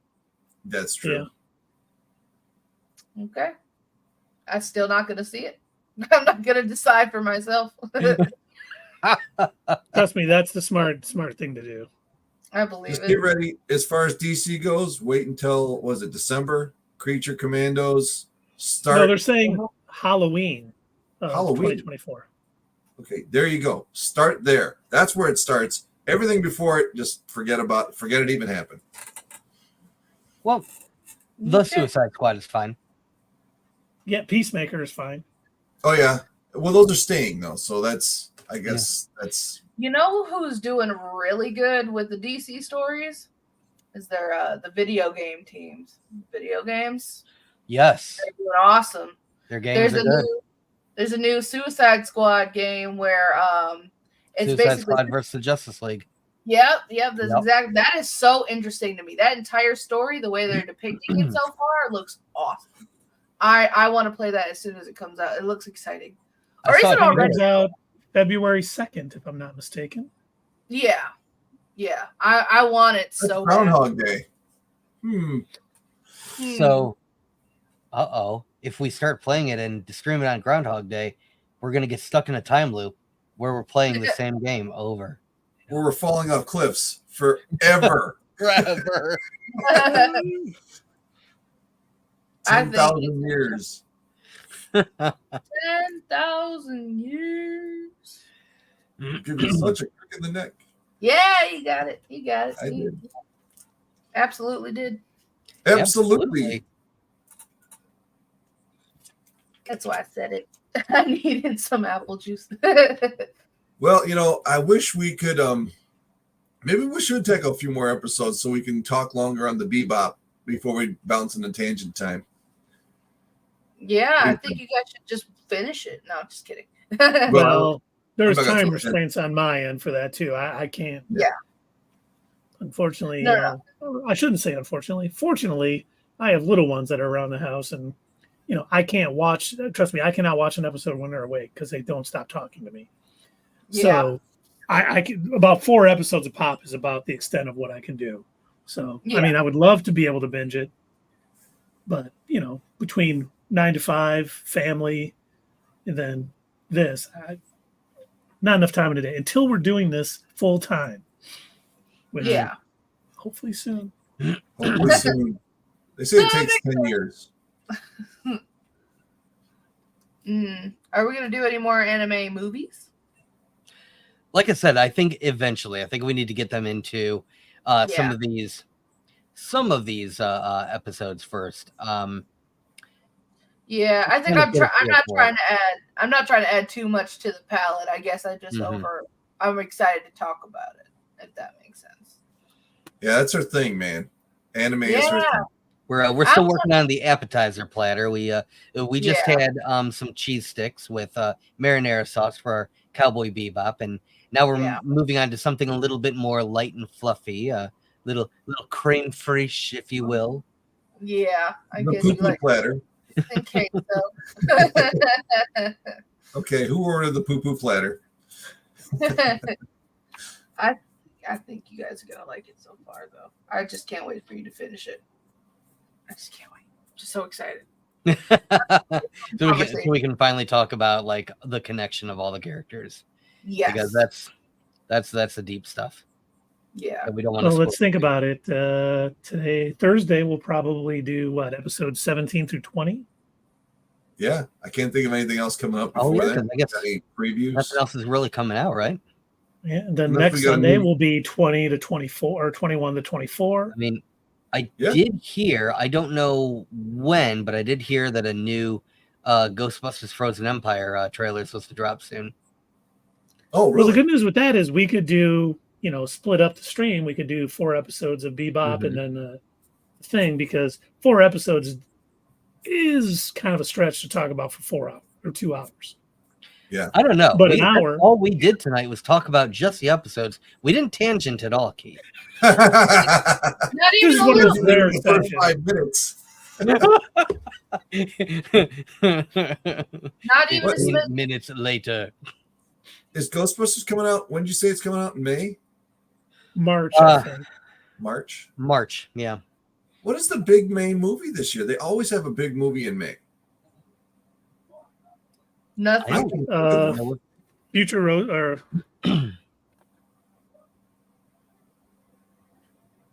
is there going to be like is it one of the Sony movies? We getting Craven or something? Oh, no, boy. That's in August. Okay. There's the Mad Max movie. I think. Furiosa. Yeah, Furiosa. That's the big summer blockbuster.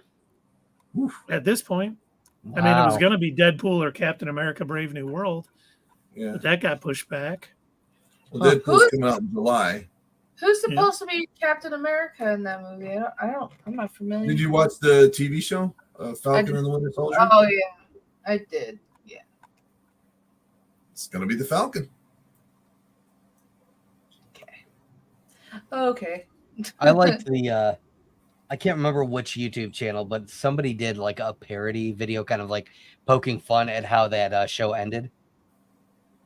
Yeah. And he's standing there and Captain America's here, everybody. What are you going to do to fix this, Captain America? You need to do better. Okay, we will. So what are your ideas? Huh? What? Ideas? No, I was going to go take off. Like that was it. That's all I had to say. We need to do better, but what can we do to do better? You're Captain America. Gotta go. Something's happening over here. Right. I'm not excited about it. I'll wave my finger, but I got no solutions.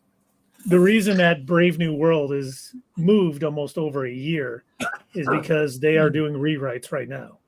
And they're going to do reshoots once that is done because they did not like the end product. So I'm hopeful for it because, the leader is in it. We're probably going to get Harrison Ford rolking out into the Red Hulk. There's a lot of good that could come out of it. And I'm hoping this is them getting back on track. Like Kevin Feige read it and was like, yeah, we got to rework this. This is not going to work. And hopefully we're going to get a better end product out of it. Keith, because let's be honest here. Harrison Ford is not going to roid out into the Red Hulk. He's going to die immediately as soon as he takes the Hulk formula because that is in his contract. God forbid I'm in a movie for longer than a half an hour. That's right. He likes to make sure his characters are dead by the end. So I'm gonna make 45 million, and I'll be dead 15 minutes in. Right. You got me. Sign me up. He doesn't like acting. It's weird. He's an actor and he doesn't like doing it. You know what's funny? I can't remember the guy from Ted Lasso who played Roy Kent. Sudeikis? No, Roy Kent, not Ted Lasso. He plays Hercules in Thor: Love and Thunder at the end. Oh, I don't know. He wrote another show called Shrinking. Shrinking's a good show. And Harrison Ford. And yeah, well, he told a story about it. He was telling a story about it. He goes, I wrote this script, Shrinking, and I got a call from Harrison Ford's agent. Said he loved it. And I'm like, okay, who is this really?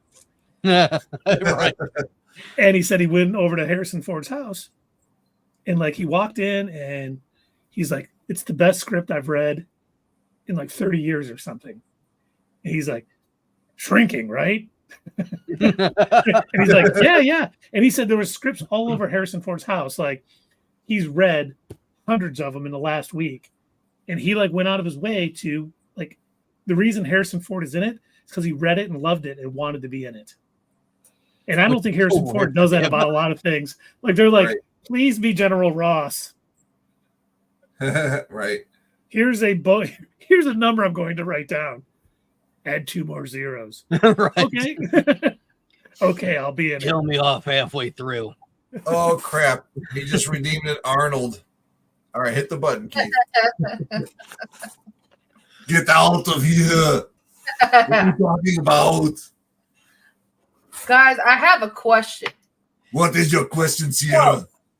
Not everyone agrees with me. That's fine. I liked Eternals. So, You like Eternals?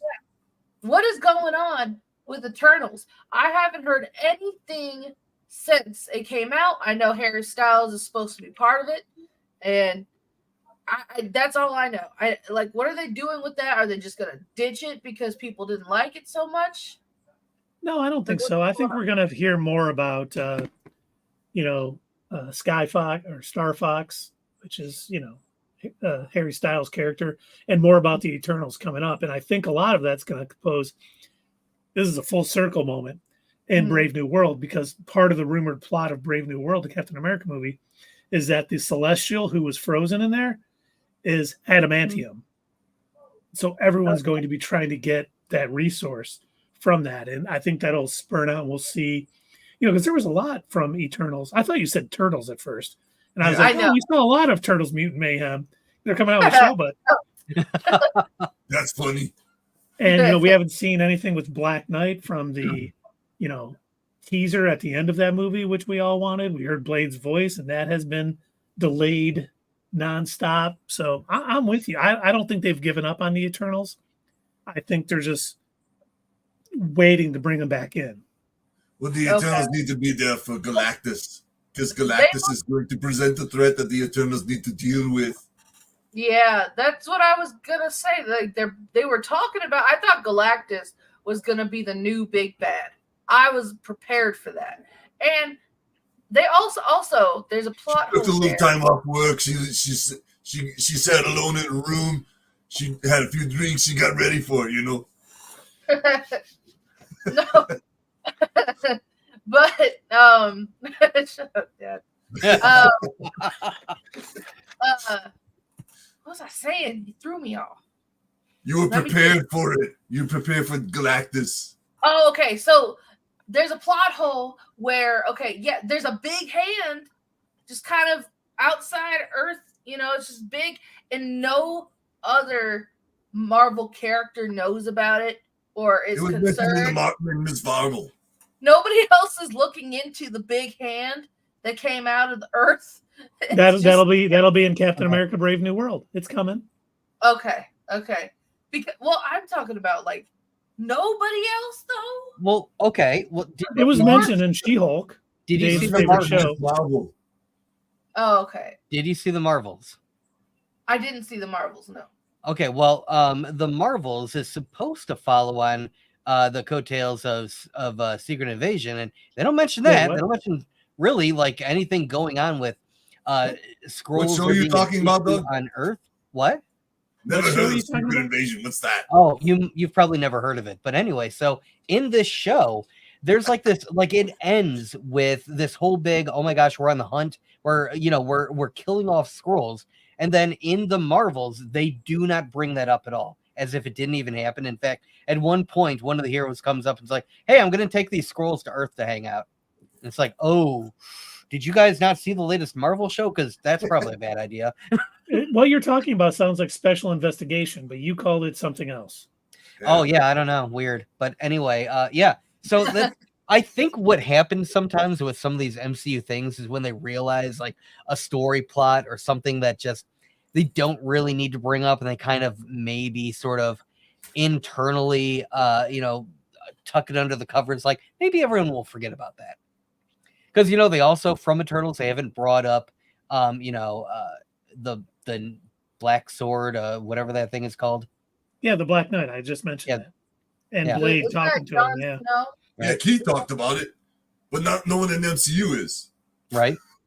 Hopefully. I mean, they were talking about having a Black Knight, series on Disney Plus, but I think with Iger coming back, and I think everything has been slowed down Everything's so kind of immensely. probably. Yeah.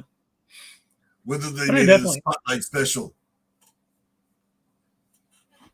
But the good news is Wonder Man began filming again, and we will get our Wonder Man Disney Plus series, the greatest hero in the MCU, sometime probably and hopefully 2025. I think my time is up.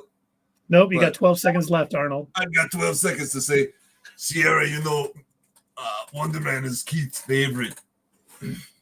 Is it on demand? Wonder Man. Wonder Man. What is Wonder Man? Your time's up, Dave. Thank you. You don't know what Wonder Man is, Sierra? No, what is Wonder Man? Well, we've got 4 hours to kill. Keith, go for it. Wonder Man is Simon Williams, a former tech entrepreneur who was run out of business by Tony Stark. He is then approached by Helmet Zero, saying he could get revenge on Tony Stark. He just has to do these experiments on him. He is granted super strength and invulnerability. He pretends to join the Avengers, and then he turns on him. But then halfway through, after joining the Avengers, he kind of finds out that they're actually pretty good guys. Yeah. And then as they're turning against him, he kind of stops and goes, no, I got to help these guys. And then he dies. Zemo ends up killing him.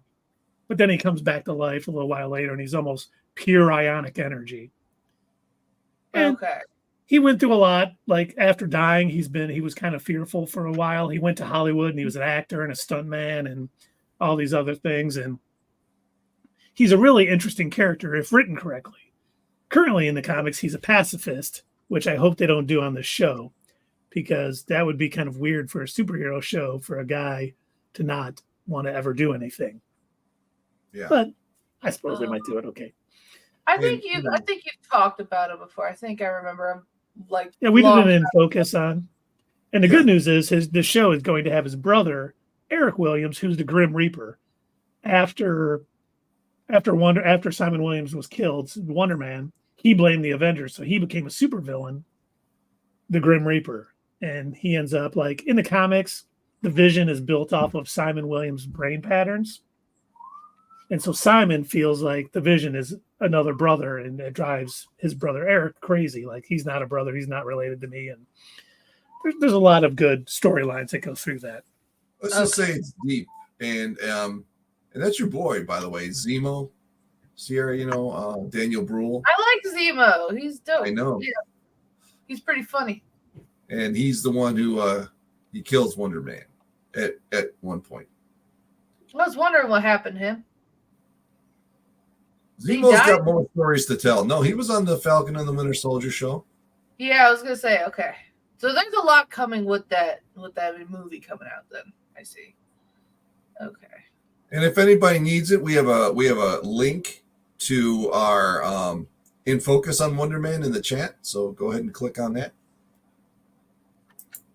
That was Still enjoy it. by the way, just a heads up, that was kind of our earlier days with the in focuses, and we still didn't quite figure out like the format that we wanted them in, and we were heavily based. It was almost more like it was filled with theories that we thought were going to be in WandaVision. So if you're wondering why the thumbnail looks the way that it does and why we're talking about WandaVision so much at that point in time, we didn't quite figure out the way that we wanted to do these in focuses. But there's still a lot of good information. Good information. And it was during during WandaVision. So again, it made sense at the time before we started deciding, you know what, an in focus should be separate from whatever is airing and just about a character. Yeah, we did an in focus from Mephisto at the time too, I think. We probably did several. I think we brought up Mephisto probably in this as well. You know, I really wish Marvel would have focused on. I was prepped for Galactus next. I know maybe in the books it was a little different. You will get Galactus. I have a feeling that we are going to see Galactus in the Fantastic Four. It's just I wish they would have had more setup for him rather than Kang because of what's going on with King right now anyway. And I don't know how it went in the comics, but it doesn't seem like they're following them anyway. I feel like if they would have honed in more on Galactus like they did with Thanos, I wouldn't have been lost as a fan. I'm not lost completely, but I'm just definitely not as interested or excited as I was before in the first 3 phases. See, I don't see Galactus as necessarily a big bad of a phase like that. He's like the big bad of a movie because he's trying to eat the planet, but he is not, trying to destroy the universe. He's just trying to feed. So I think he could be more intertwined throughout things. We'll see him. I think his first appearance will probably be in the Fantastic Four movie, but then we could see him down the road in a Guardians of the Galaxy movie or a Silver Surfer movie or something along those lines. He'll keep popping up here and there. And I mean, in the comics, I still remember one of my favorite storylines is like Reed Richards kind of stopped Galactus from eating the Earth and he made him vow to never come back. And Galactus agreed to it. Yeah. Oh. But then they needed Galactus's help. And Galactus was basically like, what's in it for me? And he said, I'll rescind your vow. You can try to feed on Earth because he wants to eat Earth because there's so much energy there and everything. It would like sustain him for longer than other planets. So he agrees to help fight the Sphinx and help Earth because he can then, try to eat it again.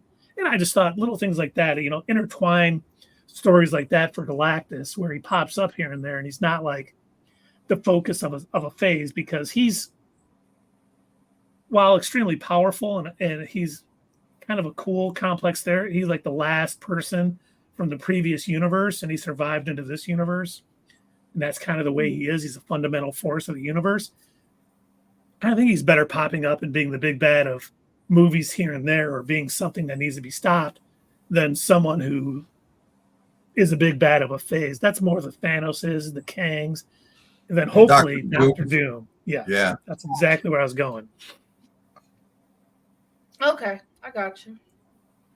Do you? You got me? Nope, I don't. Someone redeemed it, Emperor Palpatine, just so you guys know. Oh, whoops. Okay, Doug. Let me get my timer. Who? We got all 3 of you guys this time. By the way, if anyone's interested, the Lions are still winning 24-20. Nobody's interested. No. Maybe our viewers are. No, they aren't. Yeah, we don't have any viewers. That's right. That's right. I want you to be angry, Dave. I want you to feel the hate. Hate me, Dave. Kill me. Strike me down and become more powerful than your father. Wait, I didn't hear the word complete in there. Because your training is not yet complete. There we go. Yeah. Now strike me down. Kill me. I hate being in these movies. I mean, I want you to become more powerful. Speaking of not wanting to be in these movies, are you going to come back from the death once again in the new Rey movie? No. Well, have you ever heard, young Skywalker? Have you ever heard the tale of Darth Plagueis the Wise? Yes. Is it something I would have? Is it something I would have learned in my Jedi training? Oh no, the Jedi would not have told you this tale, young Skywalker. I assume you've taken the name Skywalker. Have you gone to a desert planet, buried the lightsabers of someone you barely knew, and taken on their last name? If not, you should get around to that. But yes, the story of Darth Plagueis the Wise, it was quite ironic. Were you his apprentice? What? No, what? Wait, because his apprentice killed him. Is that what happened there, Mr. Guy? He studied how to live forever, and yet he was struck down by his apprentice, who was far better than him. I heard better looking too. Quite better. Actually, very handsome. You'd be like, actually. In fact, one day I'll even have a granddaughter. Yes, let that sink in that Palpatine smashed. Think about it. I wanted to be in your head. Oh, Who would do that? Who indeed? A good question for another time. I'm sure some gold digger would have been like, "Hey, yo, Palps, you need a queen for that throne? Oh yeah." Some Gungan.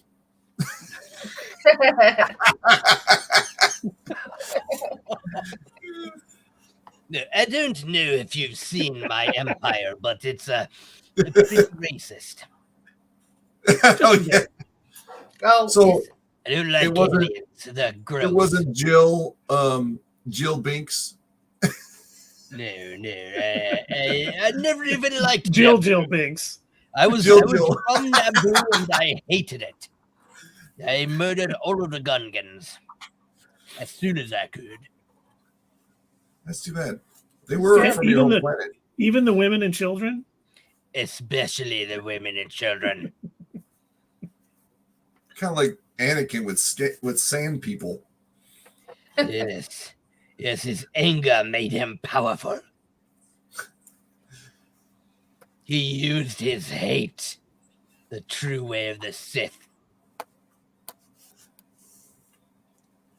Wow. Oh, look, that was a nice Sith that redeemed that one. That was, what voice are we coming up with Sierra again? We talked about. You're not coming up with the voice. Yes, we are.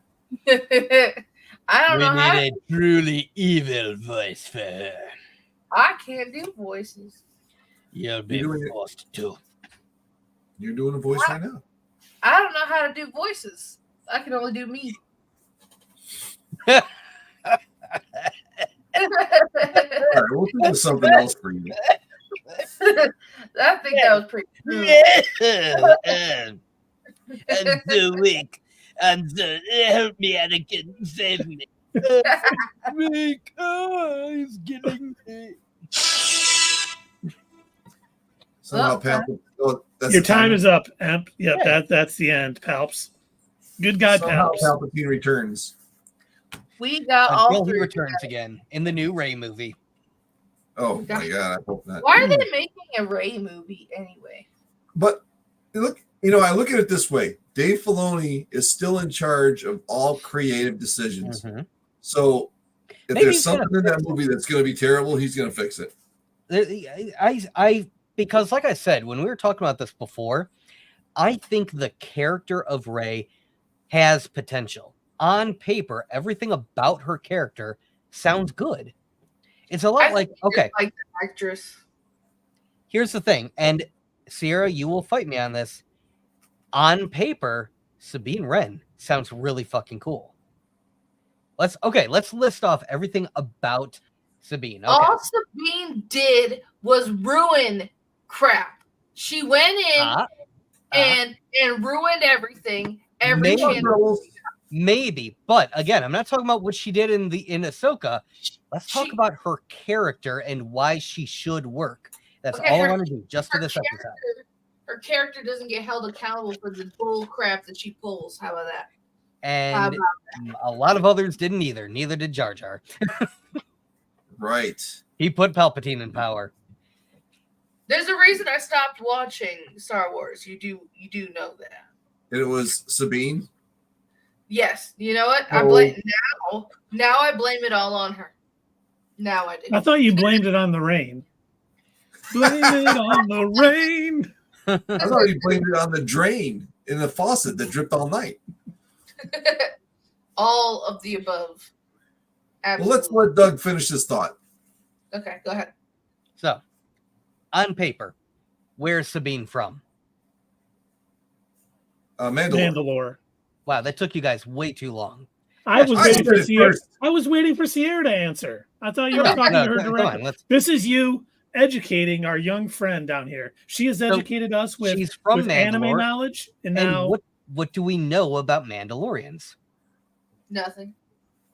They're cold, unfeeling. They're badass fighters that wear cool armor. Like, that's one of the okay. Whenever you talk about like some of the best people in Star Wars, some of everybody's favorite characters, what do we think about Darth Vader? Oh man, so cool. He's so mean. Oh, he's such a bad. Wears that cool helmet, the awesome armor. Oh, Boba Fett. Boba Fett is so cool. He's got the armor and the helmet. And Mandalorians are really cool. They're an entire warrior race. And they've got Beskar, like the adamantium of Star Wars. It deflects lasers and lightsabers. They're so cool. So, okay, we've got Sabine Wren. She's a Mandalorian. And she's got actual Beskar armor that's been passed down to her. But she's not just any Mandalorian. Keith, Dave, where does she hail from? Paz Vizsla's. That's right. She comes from a Mandalorian high house. She's essentially like a princess. Yes.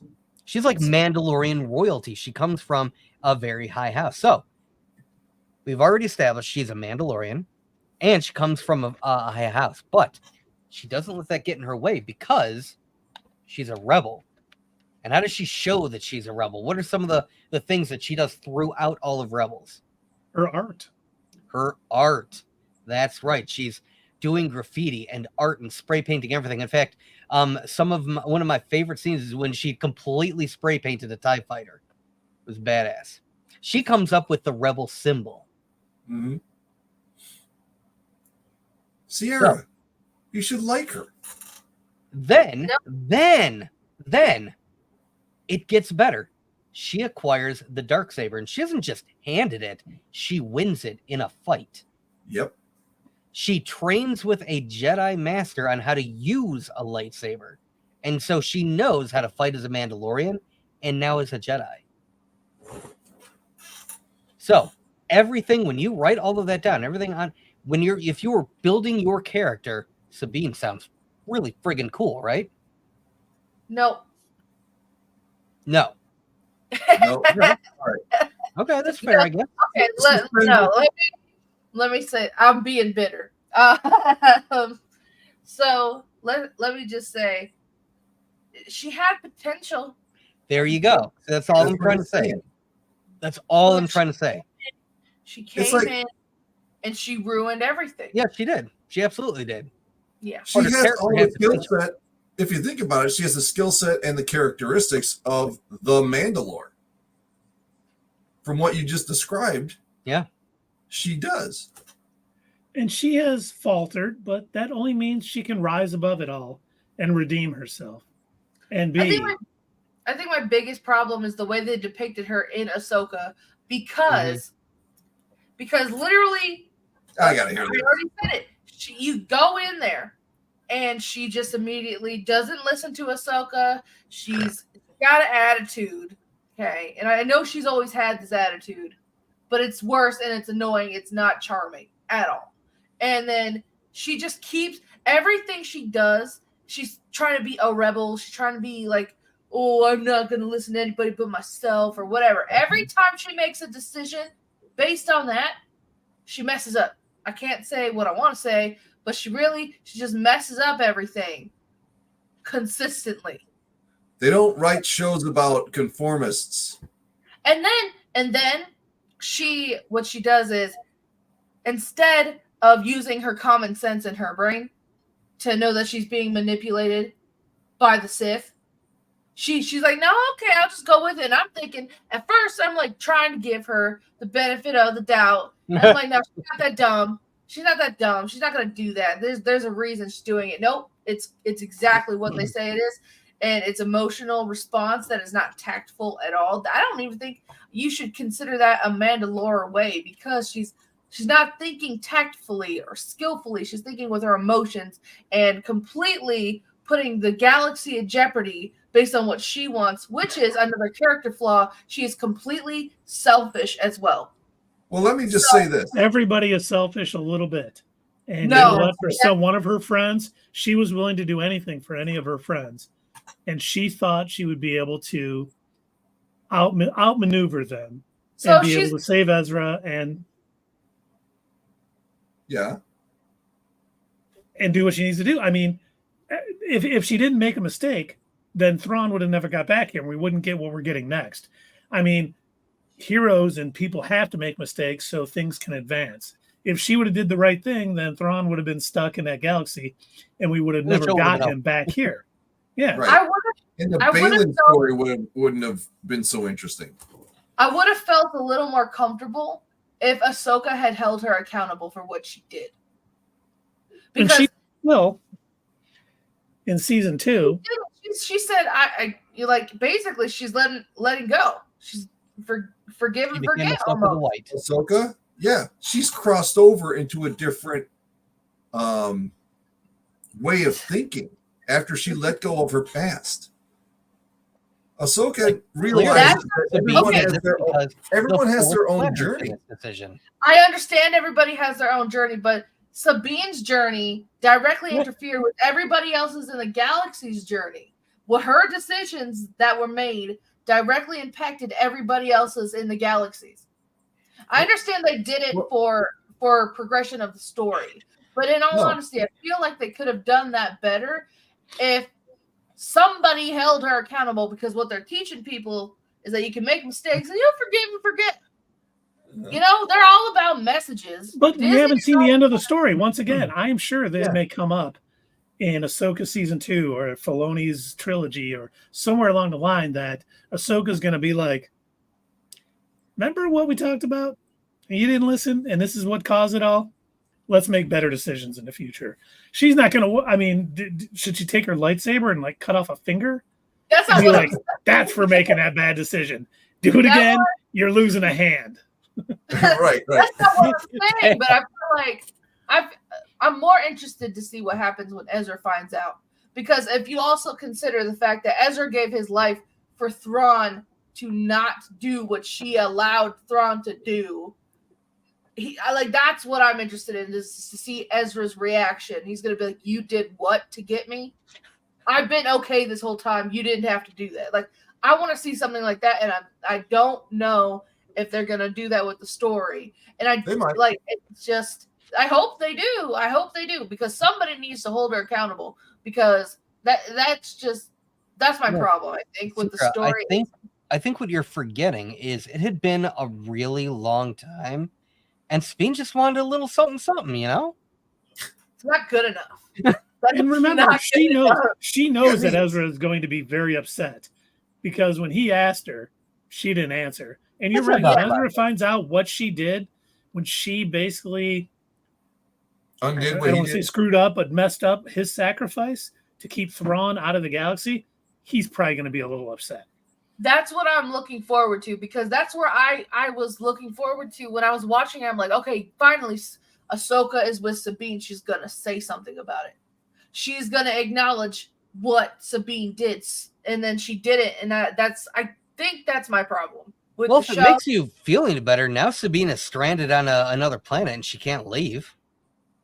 That doesn't make me feel better, because the galaxy is now at stake. Because her loft cat still hasn't been fed. Oh no, I forgot all about it. Think about it. Oh. If you think about it, she changed the universe, as in Thrawn was always this distant threat that could always come back because he hadn't died. Now he's back in the universe. They can take care of him. It might take a while, but they can take care of him, get rid of him. And think about, we'll see hopefully Luke Skywalker, Din Djarin, Ezra,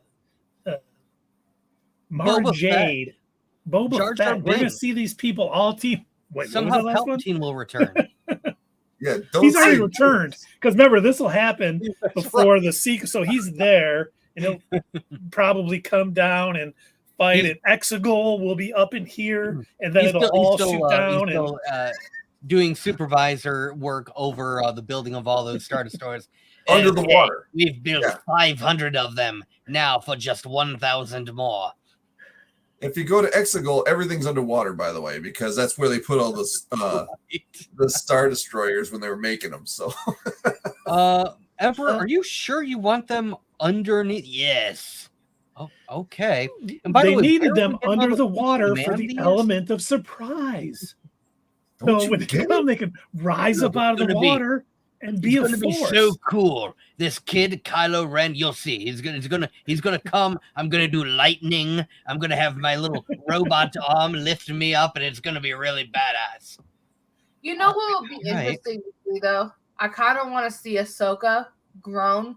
I want to see how she interacts Here, with. bro.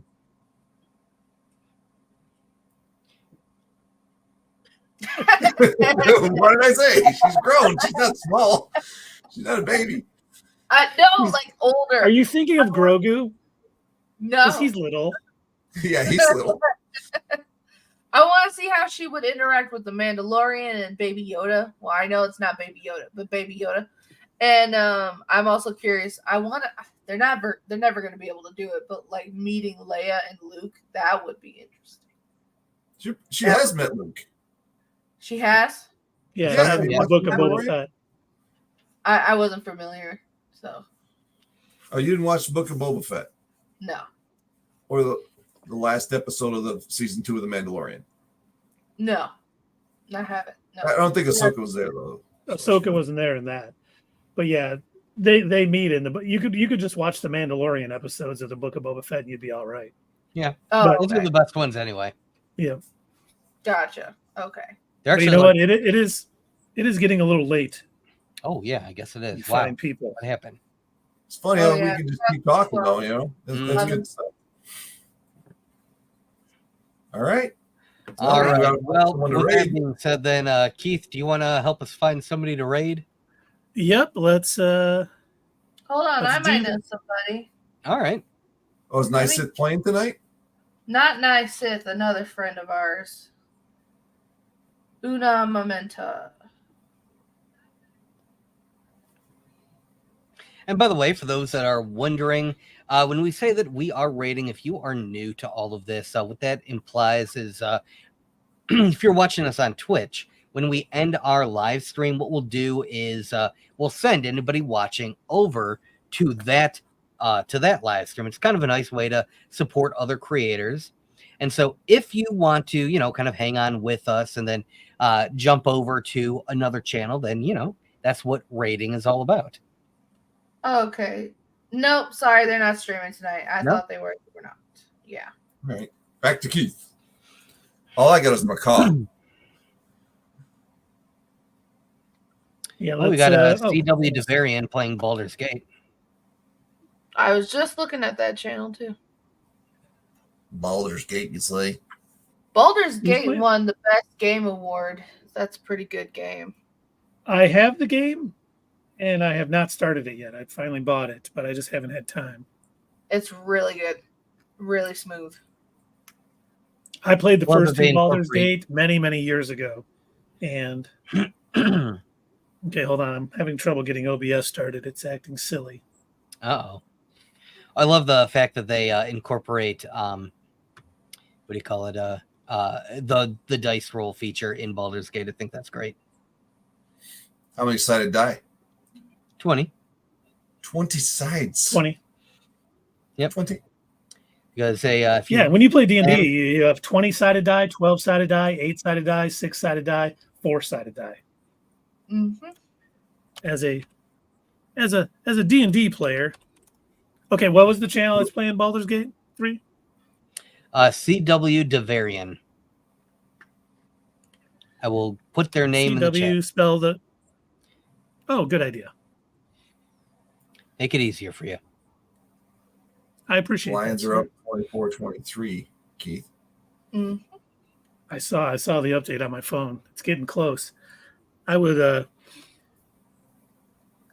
be laughing pretty hard if the Packers make it to the second round of the playoffs and the Lions do not. Yeah, and they were taken out by Stafford. At home. Yeah. My brother-in-law and sister would not be happy. They're at the game right now. You guys should have like a little tangent called Jock Talk or something Oh, I like that. for games. Now it's time for Jock Talk. Sports ball jock talk. That's hard to say. Yeah. I mean, talk about some sports that you usually don't like. Yeah. Doug would be bored. I'd be so bored I wouldn't know what they're talking about. I wouldn't be here because I don't know what they're talking about. I don't like sports. You guys Yeah, like Keith. bowling? Keith, you got it? Oh yeah. Yep. Okay. Oh wait, no, where'd you put it? I put it in the private chat here on Oh, Stream. the private. Oh, okay. I had Private. I had the other chat open. There we go. Okay. Hey, Keith's doing his Truman Capote. Nice. Okay, we are about to raid. As always, Miss Sierra, thank you so much for joining us. You add so much to our anime talk with your vast knowledge between you and Doug. You are going to get Dave and I in the right place sooner rather than later.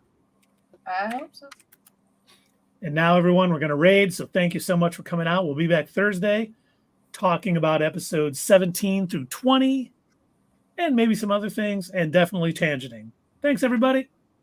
Hey, fellow nerds, I hope you enjoyed this video, and if you want to see more of this stuff, make sure that you check out our Twitch stream. We try to do these live Sunday or Monday nights, 8 p.m. Eastern Time. Keep an eye on our social media to find out when you can join in live and chat with us during these live streams. Also, as usual, don't forget to check out our other social media.